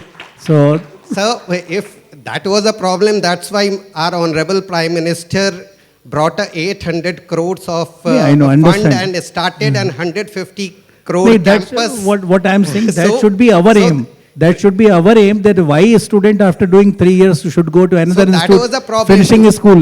That for was this. a problem to bridge the gap. Our Prime So Minister that- has to get into and bring us such kind of So institution. that is, you have given serious food for thought to us, to IHMs, to see that what best they can do, that a student should get a job of 20. Several institutes are doing. IHM Mumbai, we are doing from last 10 decades. We don't permit any of the company in campus interview who is offering less than 25,000 rupees in campus. If they want, a student cannot be selected, is not being selected somewhere, we give them detail to the student, to those companies, they talk them directly, but you don't permit campus interview for a company offering less than 20,000 rupees in IHM Mumbai.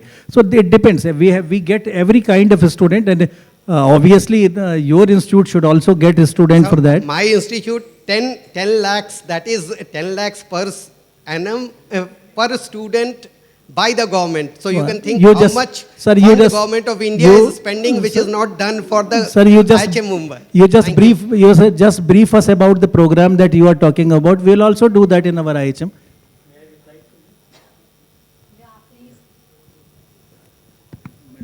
Sir, कहते हैं, though I am not the panelist, but your question I would like to reply in remain. See, the more program you subsidize, the more less confident and less interested people will come in. I'll give example. If you see the bakery and pastry art, they are charging 15 lakhs rupees for 1 year program and they have a waiting list. So the more, instead of subsidizing, increase the standard and charge more fees because people value. Even when you see a survey, I was seeing a survey, 51% parents are saving money to send their send their ward to abroad to study, and they are ready to spend 50 lakhs there. But when you are subsidizing, you are not getting a student. So it is question of how much you are spending on a student in terms of quality of education and raising their standards. The more subsidy, the more less interested students. Thank you, Nishit ji. So that is why. Thank you. Last में मैं एक ही line बोलना चाहूँगा. Questions तो बहुत सारे हैं मुझे लग रहे हैं. जैसे सर ने कहा कि अमीर बाप के बिगड़े हुए औलाद उनको हम यहाँ पे लाने की कोशिश करते. तो मुझे लगता है अमीर बाप तो मुझे नहीं पता, लेकिन बिगड़ी हुई औलाद ज़रूर आती थी और हॉस्पिटैलिटी इंडस्ट्री ने हमें सुधारा. तो we are thankful to hospitality industry. Thank you. Can we have a huge round of applause for our speakers?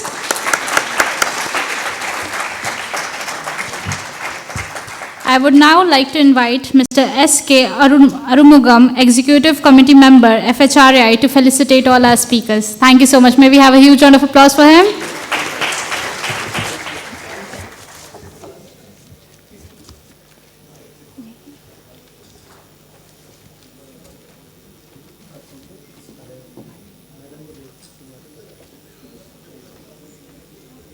लाई मुझे दे दीजिए, मैं दे दूंगा इनको, दोनों को दे दूंगा लाई. लाओ मुझे दे दो. जल्दी जल्दी कर देंगे, एक सेशन बाकी. गो दिया.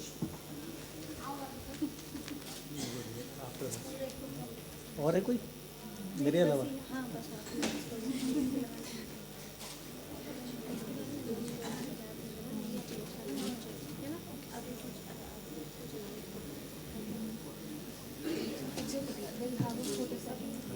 ग्रुप फोटोग्राफ करा के फिर प्लीज कम फॉर तो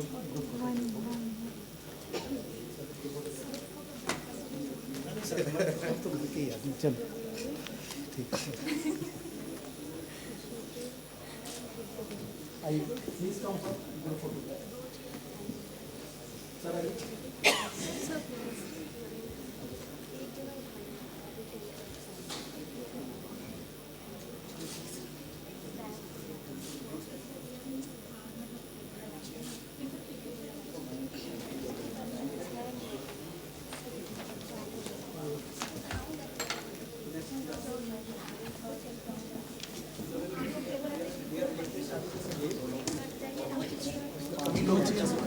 We had a wonderful session. We'll start with the third session of the day.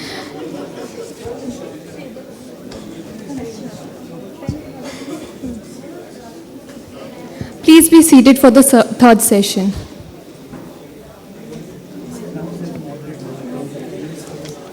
Yeah.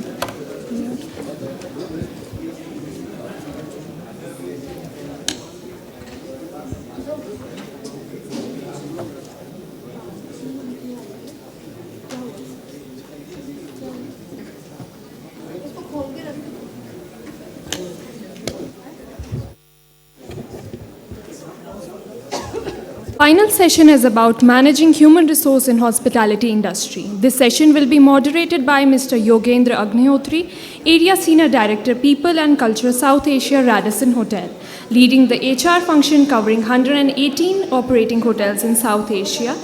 With over 22 years of experience in the hospitality industry, Mr. Agnihotri has a deep understanding of challenges and opportunities in the dynamic and competitive sector, with extensive expertise in HR management and organization culture. May we have your attention, please? We would now like to invite all our esteemed panelists, Mr. Vikram Sharma, Director, Human Resource, Merit International. Mr. Sharma is an expert in global HR practices and employee relations. Mr. Yash Raghav, General Manager, Training, Sarovar Hotels and Resorts. Mr. Raghav has been influential in designing effective training programs. Dr. Nishit Srivastava, Principal IHM Mumbai. Dr. Srivastava is a renowned academic leader with a focus on hospitality and education. Ms. Divya Krishna, Vice President, The Job Plus. Ms. Krishnan has vast experience in consultancy and recruitment. May we have a huge round of applause for our panelists.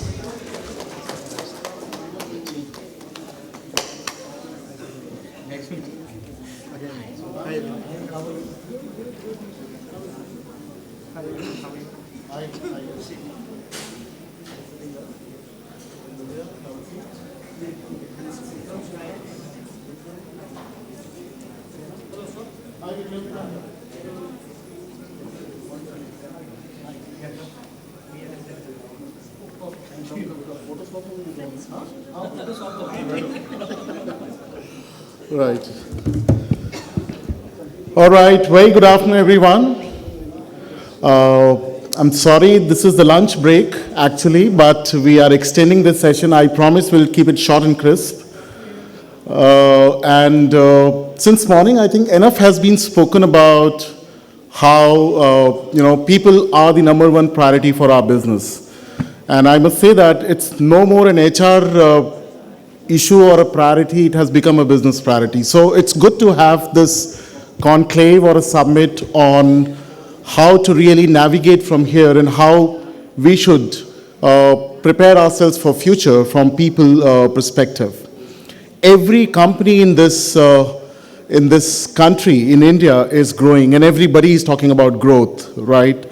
And in future, what is really going to happen is that we are really short of talent. And in today's discussion, specifically since morning, we have been speaking a lot about, overall generic themes of what needs to be done. And I captured basically 4 points, which really summarize the theme of our conclave since morning. It's all about collaboration, how industry and academia can collaborate together, how we can innovate from here and be more efficient in our future thinking, how we expose ourselves to the new trends in our industry from people perspective, what are the real expectations from an industry point of view, and what is the overall global perspective, because every global company wants to be in India, right? So enough has been spoken in a very generic way since morning. We probably will like to go a little more specific in this. One of the key focus, and this was discussed during the morning session as well, is all about this workforce management. Numbers versus quality, where are we and how do we need to move forward from here? So that's the overall context. Specifically, our topic talks about managing HR in hospitality, Of course, everything in HR will impact the hospitality. So coming back to the panelists here, we have Vikram Sharma, who is the Cluster Director of HR for Marriott in Gurgaon. We have Yash Raghav. Yash is the General Manager Training for Sarovar Hotels. We have Nishit Srivastava, who is the Principal of IHM Mumbai. And we have Divya Krishan, she is the Vice President for Job Plus. So we have a very diverse panel. It's not only the industry, but it's a wholesome, holistic panel which is sitting here. So I would like to start with Vikram first. Vikram, especially, enough has been spoken about talent attraction. Marriott is, growing very fast in India. And from a talent attraction point of view, where do you see the challenge? And what is Marriott doing to handle the growth versus the talent availability in the market? So, perfect. Hi, my name is Vikram, as you said, rightly said. And first of all, happy Children's Day to each one of you. For the child in you, a big round of applause for yourself and the child that you are. Yeah, absolutely. Child in you, I said. So your childhood, just take a couple of seconds to remind your childhood to you and actually relive that for a moment if you can. But yes, so this topic is pretty much intense. It's been there for a while. I think so. Marriott as a company is growing very fast. The number of hotels we are opening up is pretty much every second day there's a hotel coming up. We are expanding into towns of say Gorakhpur, Bodh Gayas, Hardwas, and so on and so forth. So the industry as such is penetrating in big B and C towns as well. And the challenge we don't face is, we don't face a challenge to attract talent. We actually face a challenge that everybody wants to work in a JW or a Westin or a W. And somehow they don't want to start their careers in a select brand based in Hardwar. Unless and until it's a very family-oriented approach that a student has. So that's the challenge we are facing. And the reason why I say that is the number of applications that we have for any openings at our hotels is significant. To that extent, I'll give you an example which I faced yesterday at my hotel. There was an opening for an operations leader. I opened the position on Saturday, exactly at 4 p.m. Monday, 10 o'clock, right after the morning meeting, when I check how many applications are there were 967. So the number of applications has never been a challenge. Probably it's the alignment that we expect from a candidate that becomes a bit of challenge at times. But yes, select towns is a challenge. And how do we mitigate that? Certainly culture plays a very key role. The brand aspiration that a student has is for a Marriott in the industry. So yes, we build up on that. A lot of collaborative sessions across with a couple of institutes that serves our purpose. And at the same time, our employees become the ambassadors for what we do at the company.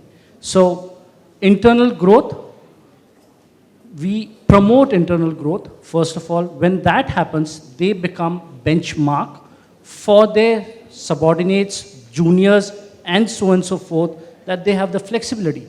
Now, let me give you another example. That's what I do in the orientation that we have for our new joiners. I ask them, what and where is your hometown? Where is your hometown? If anybody would want to answer that question, where is your hometown? When I say that, it's your village I'm talking about. Anybody would like to answer that question? Amritsar, okay, we have got a hotel in Amritsar. Anybody else?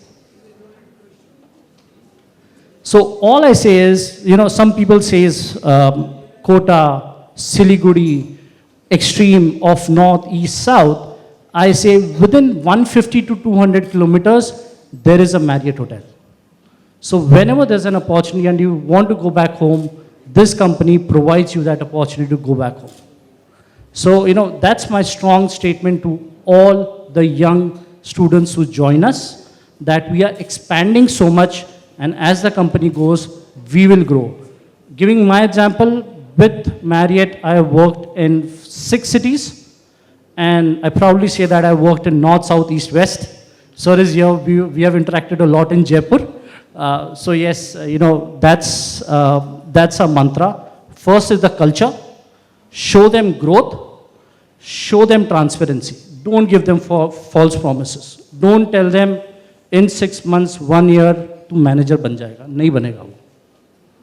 Let's be true. Social media is pretty much there. Students are much aware more than us.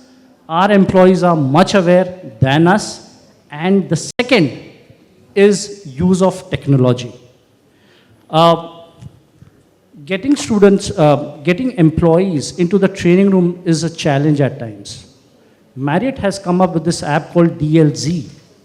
It's an app, so all my learnings, Marriott learnings, are pretty much out there.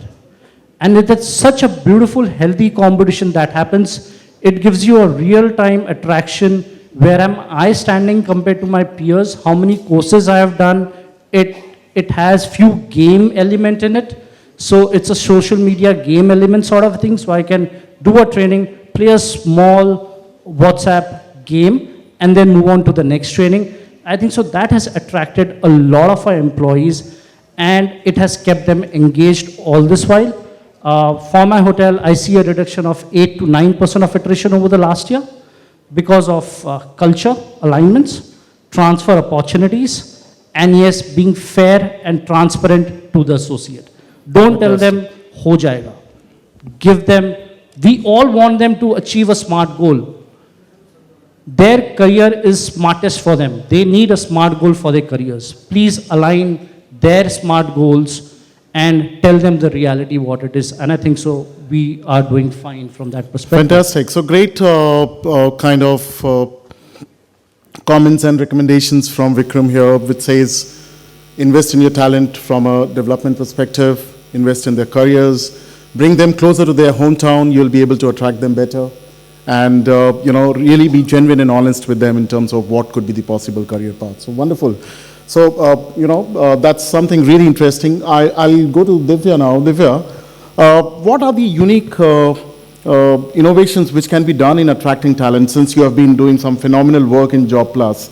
What can be done to attract people to work in hospitality industry? Is it fine?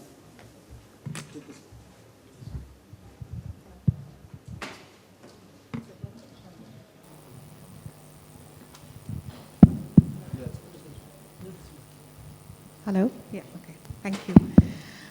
Thanks for that, Yogendra, and thank you, FHRAI, for having us here. I think, just to give a quick introduction about the organization that I'm with, it's called the Job Plus. We started this organization about 2.5, 3 years ago, where our active aim and mission is to create the largest assessed workforce platform in the country for the service and hospitality sector. And I think our key partners in this, Mr. Rajan Bahadur and THSC, have already shared a lot of the work that we're doing. But effectively, we are taking a demand-first approach. That is, what is the talent requirement of the industry? What are the job roles that the industry needs the people to be skilled in? Where do they need that talent? And when do they need that talent? And then we start our work. So our work does not start from student mobilization and then training them and then finding a job. We work in the reverse. We understand what the industry needs. We then mobilize relevant talent. We skill them with the help of THSC and the training partners, and then we deploy them to the industry. And the entire process, I think just to put it into very simple terms, it's 12 weeks lead time from when, Yogendra, you give us the demand to when the talent reaches your hotel. Yeah. So I think the largest part of this is for us, and what has worked with the students and what has worked with the beneficiaries, is that from day one, they know what they are coming in for. right? Clarity of communication is key for us in this game. When we're talking about the volumes that we're talking about, I mean, I know we've spoken about having an additional 14, 15 million people required in this workforce for this industry. You know, IHMs, the Job Plus, THSC, we all have to do our bit, right, to bring in whatever talent we can in the best way. But for us, right, the student, the candidate is applying to positions, is applying to programs where they're not guaranteed a seat. If I have applied to, say, an Oberoi program, I have to sit for the interview. I have to get selected by Oberoi before my training even commences. So from day one, I know I will be recruited by an Oberoi in XYZ location. This will be my salary. There is no ambiguity for the student at the end of the day where he's like, I'm dissatisfied with what I'm getting because he or she knew exactly what they were signing up for. And I think most importantly is like, let's move away from the tier 1, tier 2, tier 3, right? Over the last 24 months at the Job Plus and with THSC, we have worked with students in 13 states, 101 cities. And on an average, these students are coming from backgrounds like farmers, parents are farmers, housewives, mechanics. But thanks to the generation today, right, they have access to social media, they have access to the internet, their grooming standards, their communication standards are up at par with what the industry requires at an entry level, right? Be fast, be agile to bring them into the industry, right? And then groom them long term within the industry. Don't lose them after that. After all the effort that we have gone in to bring them into the industry, given them that toe into the door, then keep a continuous learning path for them, a career progression for them. And I have to give it up for brands like Oberoi, Leela, who've been championing this with us, that they have created a separate long-term career path for candidates who are coming through the skilling ecosystem. These are candidates who are maybe 10th pass, who are 12th pass. They don't have hotel management graduations, right? But they're joining as associates. They're doing the work. They have more ambition and aspiration to prove their might. So let the organizations go that long haul with them. And I think these are some of the key things that have worked for us. So what is Job Plus doing so differently that, you know, when we look at the IHMs, we are not able to fill the seats. But here we see a lot of, churning of numbers from Job Plus in training kids to make them employable in industry. So I think over the last 24 months, we have interviewed, our team has interviewed over 3,000 students, and we have filled in seats of 1,800 candidates who have been trained and deployed to the industry, right? Those are massive numbers when you're talking about a startup. What is different is, unlike what somebody had said in the previous seminar, the entire program is industry funded. The students are not paying anything for their training. The end employer is investing in the future talent. And this is probably the first time, and thanks to the leaders that we have in the industry has come forward in such a big way to invest in the future talent. Not in the talent that is already there in the organization, but the talent that they want to stay with them for the next 1, 2, 3, 10 years, right? So the entire process of mobilization, of training, of certification for the future talent is done by the end employer, the end hotels where they will be employed. Fantastic. So great example of how industry can come together and create a structure and an ecosystem of its own, which really is very futuristic in nature. So talent attraction really is one of the key issues. And second issue which really bothers all of us in hotels is the quality of talent in terms of skilling, right? So my question to you, Raghav, is what initiatives have been introduced to foster a culture of continuous learning and development at Sarovar Hotels? What are you doing at Sarovar? Good afternoon, everybody. Thank you, Yogen. First of all, my thanks to NCHM, CT, and FHRAI for organizing such an event. And one of my colleagues in the previous discussion mentioned that this issue is a burning issue for all of us. And this event is a proof that we are acknowledging that fact, so that is good.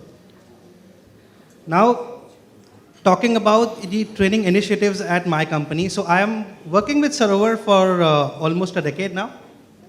And I feel proud to see we have a very strong training system for our employees. As Vikram also mentioned about the induction of employees. So if, in a nutshell, if I answer that what training department does for a person who comes and joins a hotel. When a newcomer joins a hotel, he is like an alien in a different world. He doesn't know what to do. He sees people running around here and there, and he's completely clueless. So training support provides him a sense of direction and shows him the path to follow.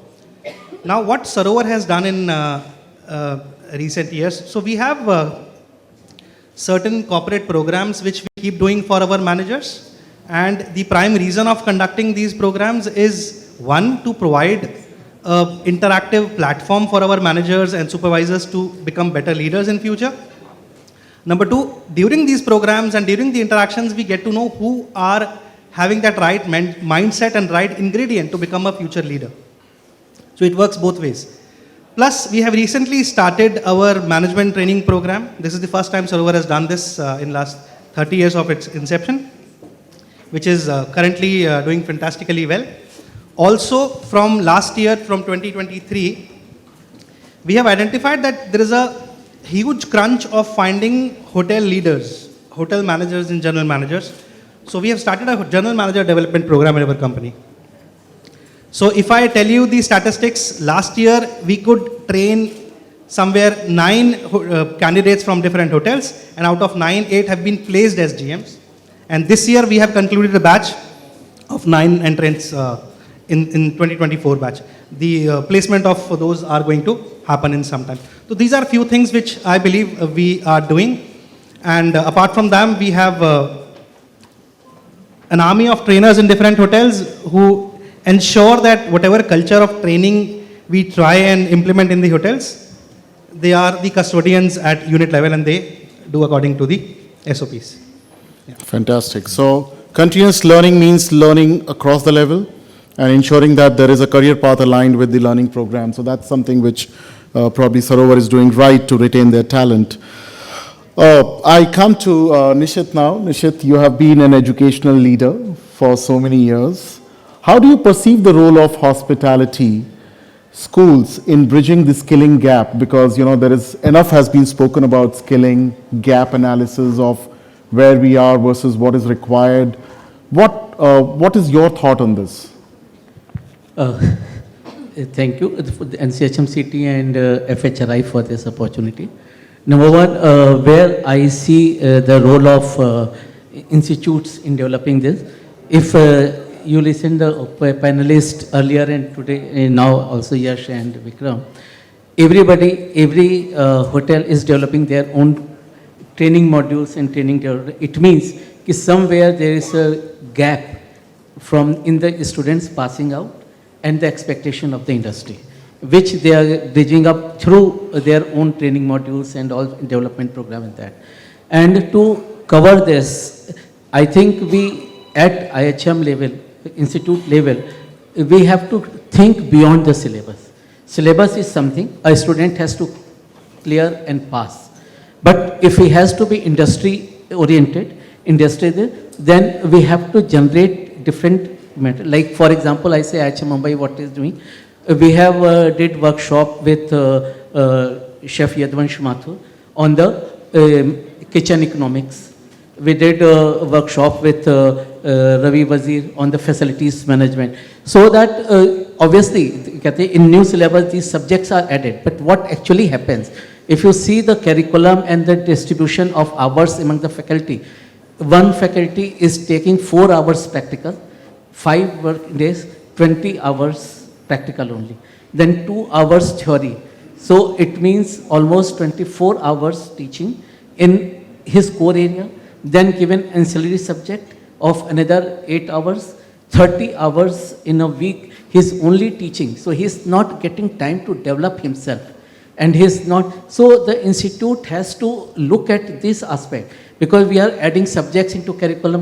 My student should know the firefighting also, my student should know security management also, for the revenue management also. But the question is, who is going to teach?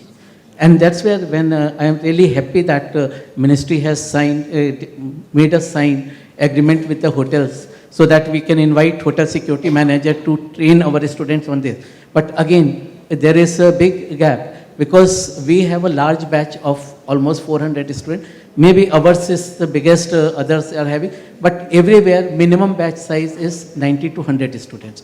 If a hotel security manager is coming, giving 3 hours lecture, half of the class is not interested. As we all know in the class, back benchers, front benchers and middle benchers. The effectiveness of the programs doesn't take place.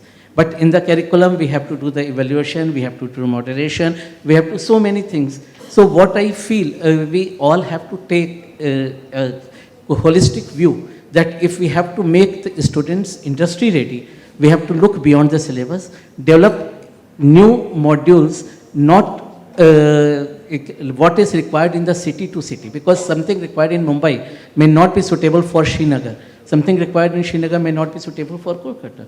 So this, and industry should more coordinate with this to make the training program which they are running. They are also investing money in their manpower. So why not invest those as CSR responsibility with the institute?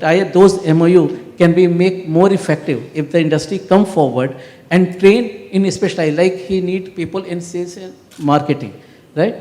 In second year only, if you do the selection of the candidates and select 5-6 candidates and develop them as budding hotelier with your special managers, like your revenue manager is sitting with them, inviting them on the weekends, work with them. That way we are developing. Rather, we are looking IHM as providing workforce as a worker, like my student when they go for industrial training, the hotel F&B manager asks, how many people are giving, I have a big banquet. So, and they all put into the banquet. There is no learning outcome. So, until unless we will not do the hand holding in way of developing hoteliers into business, we will have this gap and this attrition rate will also be there. That is what my take is. Very true. In fact,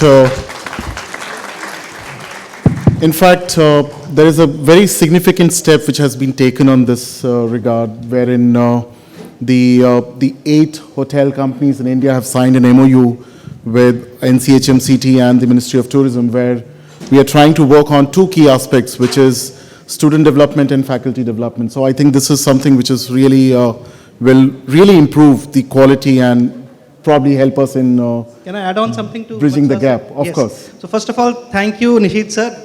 Gentleman sitting on my left was my principal when I was doing my hotel management. And thank you for grooming me. I was the last bencher. And from thank you for shaping me up and whatever I could do. Yes, I passed. Lovely. We don't believe in failing students. We believe in developing students. So it's all about showing the path to the candidates, to the young aspirants who come and join this industry. And that is really more important. Teaching them what is required and being a role model for them. So they start following you. If I take 30 seconds more, I want to narrate one incident which happened with me 12 years back. So I appeared for an interview at one of the hotel company, and Mr. Ramesh Takulia, is he sitting here now? He's not here? Okay, I want to mention his name here. How you leave impression on people's life. I met him, he interviewed me, and post the interview, he escorted me till the lobby and he bid a farewell to me. Although he didn't select me, that's a different chapter. But I still remember him. I keep narrating this example to people that how humble you need to be when you are in this industry. People look at you, you never know when, where and on whom you are leaving impression. People look at you and people observe you by your actions and they start following you. Thank you. Lovely. Okay, so we have spoken about talent attraction. We have spoken about skilling as one of the key issue and what industry is really doing to address that. In terms of talent availability to work in hotels, I think one of the real issue at this moment is the gender imbalance, right? And I would like to really pose this question to Vikram. Repeat that statement, the last one. the gender balance, right? So gender diversity is should be one of the focus areas if we really want to attract the right talent to work in hospitality. And Marriott has been a flag bearer of diversity in India's hospitality ecosystem. For example, Westin Hyderabad has all, women employees in the hotel. How do you cascade this kind of a culture in Marriott, and how do you attract ladies to work, especially when we are growing in tier 2, tier 3 markets where there's a lot of challenge of infrastructure? So this is a question which actually comes very often. How do we increase the diversity ratio? So yes, the first is believing in your talent, irrespective of the gender. It starts from there. And the hotel that you talked about, it's an all women-operated hotel. More than a publicity stunt, I feel it is a statement. It is a statement which says right up there that any job anybody can do. So that is the statement which comes out of that hotel. So I certainly, it's not a publicity stunt, as I said, but yes, and then encouraging our women leaders to grow within the system, organizing women leadership workshops. We just had one in Mumbai, and calling leaders, when I say leaders, I'm talking about women leadership from across industries, and they sharing their stories are a great inspiration. Now, we all have our mentors, so everybody has to look up to somebody. Ranju, who heads our portfolio for this part of the world, she herself is a testimony and an example how a women leader can grow from a housekeeping department to lead a region like ours. And if I actually resonate to that, I would like to, maybe not the same words, but I will try to convey the same emotions what Raj Menon had when he was taking one of our sessions, that I took Ranju for the final round of interviews with one of the ownership companies. And the owner actually took me aside and said, "Ladki hai, kar paegi?" That's when Raj said, "Trust in me, I have trust in the lady, and she will do it." And post that, she had successful 3 to 4 stints as a general manager of hotels. And that is an inspiration in itself, and that's the confidence that the senior leadership shows in a talent then like a Ranju when she was an executive housekeeper or a director of rooms. So it all starts from there. And yes, of course, there's a beautiful line in Marriott which is actually engraved in all of us. What gets measured gets done. You track it on a month-on-month basis. You do a laser focus, target towards a particular thing, and you will achieve it. So eventually, over a span of time, the diversity ratio has increased, by measuring about leadership, promoting, collaborating with another institutes which are primarily lady focused, as well as giving them opportunity and exposure to believe in themselves rather than we believing in themselves, and putting there that you can do any other job as anybody else. It's as simple as that. And if I talk about ladies in particular, we have also seen the way they handle the younger generation, because the high quotient of emotional quotient that they have, it is phenomenal. It creates less trouble for the HR to handle grievances across departments, because a lady manager handles the so-called daily issues, if I may use the word, of an associate much better than a male counterpart. So yes, pretty much, and what gets measured gets done is the mantra. Follow it, we will achieve our goal. Fantastic. Great. Thanks, Vikram. In the interest of time, I'll just move a little faster. One more question to Divya, especially it's connected with diversity. What's your perspective on demographic disconnect? Because, in industry, we see a lot of generations working together, old versus young. So is there any specific issue only in hospitality from a demographic disconnect, or it's in other industries as well? What's your thought there? There is a very specific issue in hospitality, is that a lot of women want to work in hospitality, all right? And as an industry, we are underplaying this for us. At the Job Plus, like I said, across all the projects that we have delivered, we have achieved a 50% diversity ratio. That means about 1,000 women have entered the workforce into hospitality this year. The attrition rates amongst women, lowest, right? Projects which have had higher women participation, again, have higher performance indicators attached with them. So yeah, the industry wants the women to work. The women want to work in the industry. So both great problems to have. But I think as an industry, we need to have a little bit of a mindset change, right? We cannot have these beautiful work environment for women, but when they step out, your support and your hand-holding ends, because the big bad world still exists out there for the women, right? You want your women to work in Delhi, in Gurgaon, in Noida, in UP, in Goa. You need to be aware of the realities outside the hotel also, right? And I think brands are stepping up more and more to provide accommodation, to provide buddies, mentors, transportation, and those are absolutely becoming hygiene factors to attract women. And now coming to demographic, there is a little bit, and I will say that the old generation feels like हमने तो ऐसे करा था तो ये बच्चे क्यों नहीं कर पा रहे हैं, right? You keep asking that question, we're not going to go anywhere, because the millennials, the Gen Zs, they are the future, right? They are not going to adapt for us, we have to adapt for them, right? And I think that is the fundamental of the way the industry needs to evolve, is to understand what their requirements are, what their very rightful challenges are, and just solve them if you want them to work for you. It's pretty much as simple as that. We've had beautiful projects with many brands where we've delivered complete 100% women workforce, right? We are working with Western High Tech. So I think absolutely phenomenal performance indicators from these women. Give them a chance. And not only from the Northeast or from your Delhi, Bombay, Gurgaon, but you have women from UP, from Bihar, from Jharkhand, who are absolutely changing the game. So give them that chance. Fantastic. Thank you. Thank you, Divya.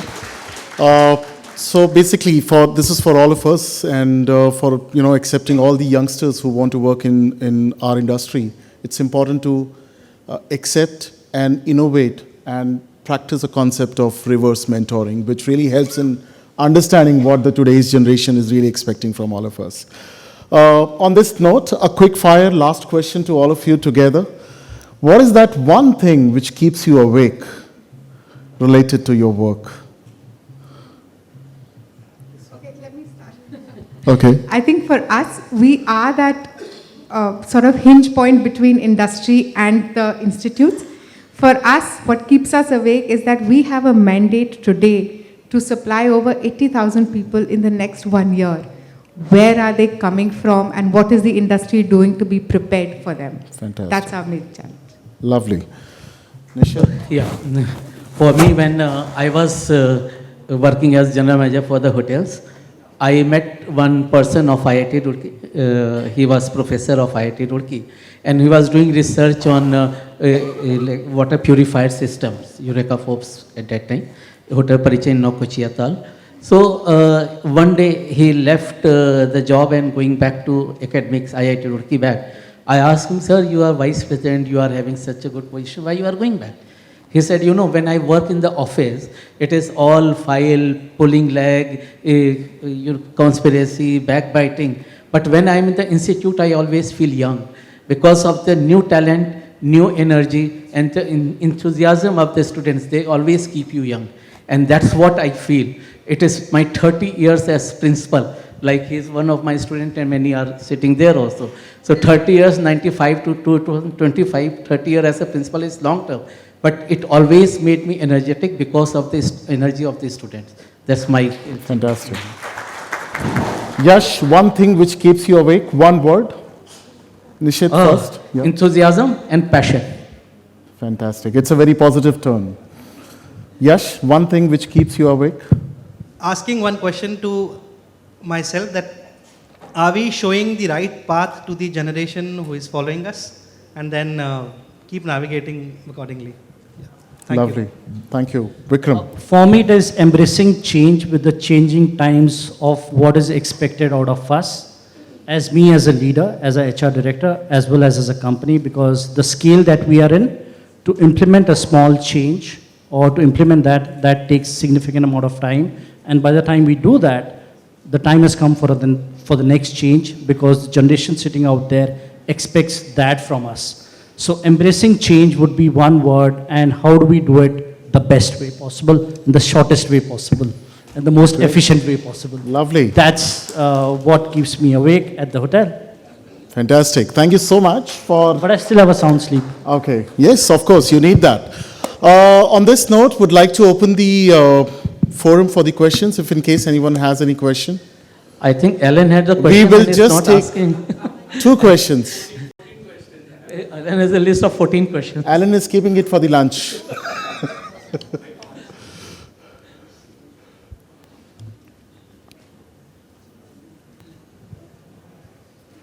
Thank you. Good evening. Good afternoon. I'm Alan from Goa. A couple of observations and then one real question over there is, this session is an accommodation-led session. When it comes to jobs, I don't see F&B here. I don't see restaurants at all, anywhere. And they outnumber us 10 to 1. So we had numbers of opportunities available, nothing in restaurant dining over here. My question to Nishit and the others on the panel as well, most people don't want to be managers in hotels. It's not a good job. I know, I've been a Bawarchi for 30 years. Most of us want to be entrepreneurs. And retention is very high when you're an entrepreneur as well, right? And even in marriage and all that, you'll teach us to be entrepreneurs, entrepreneurial minds. Correct me if I'm wrong. Absolutely right. Yeah. So I want to know your conversations on that, especially with initiatives. Why is hospitality only hotels right now? Where's the education sector, and where's the dining sector, and where is the catering sector, and where's the entrepreneurial sector as well, in terms of retention?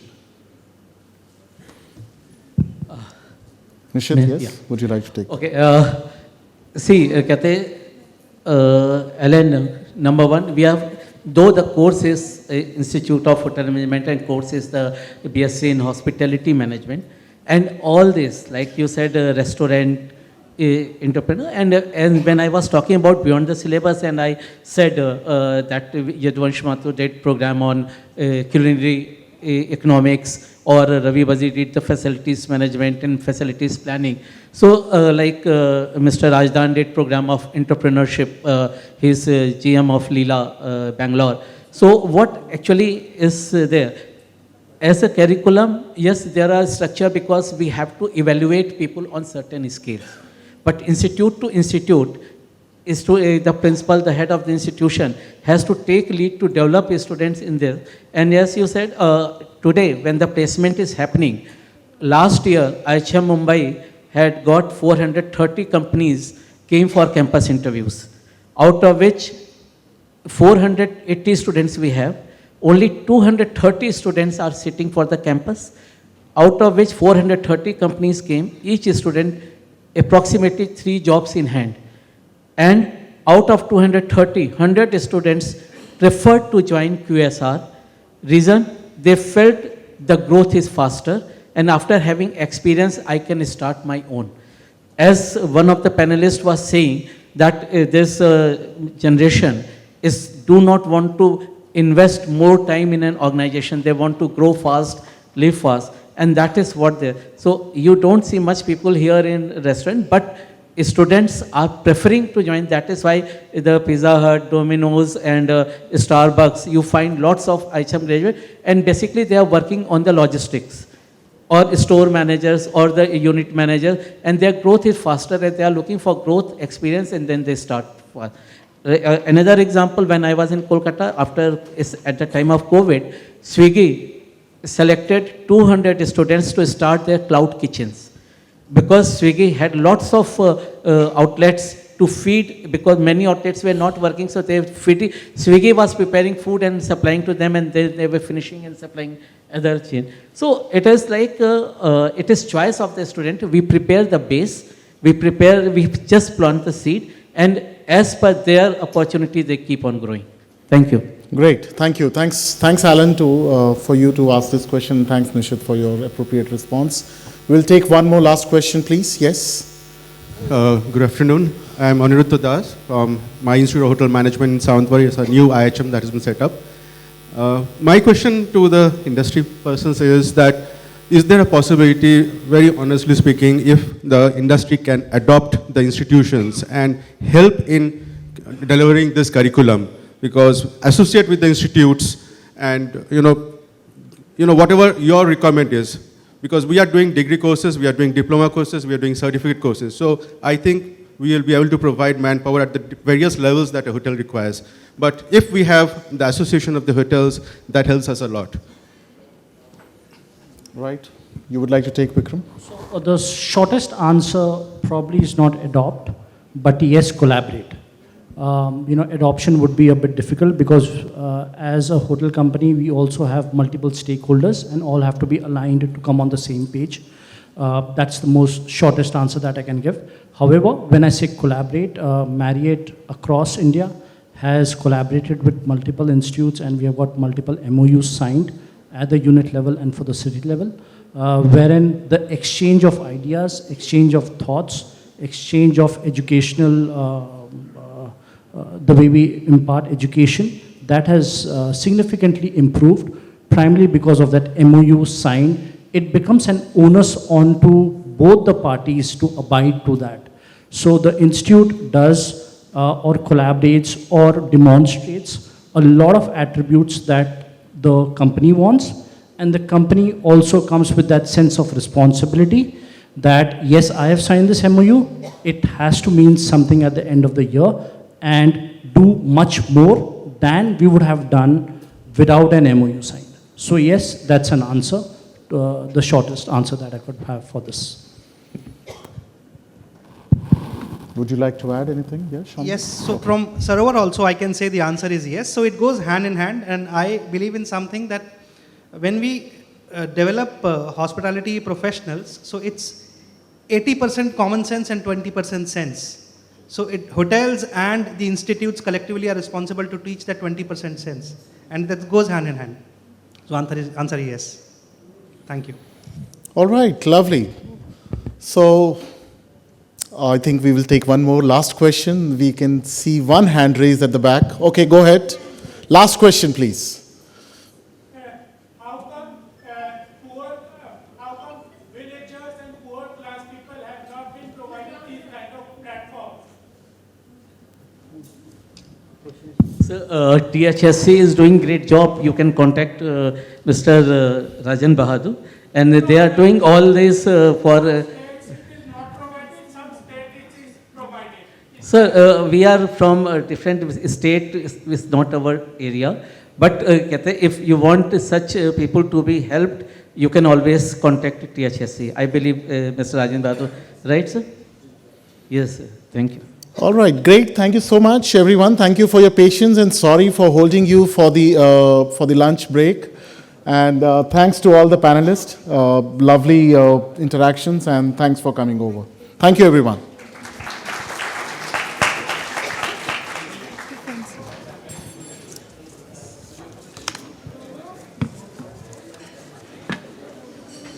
Thank you all the panelists. Now I would like to invite Honorary Joint Secretary, Mr. HRANI, Mr. Vinod Gulati to facilitate our guests. May I have your attention, please? Could you please sit back? We still have a felicitation pending.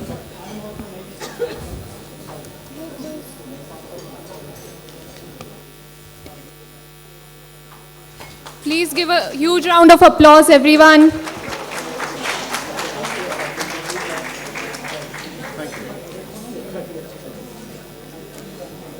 Ending to करनी है ना?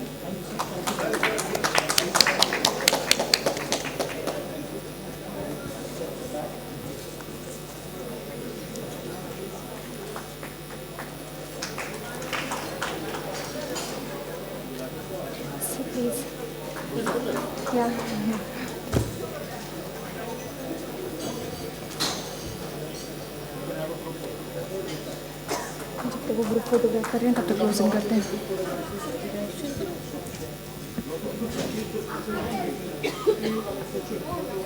Sir, please, for the group photo.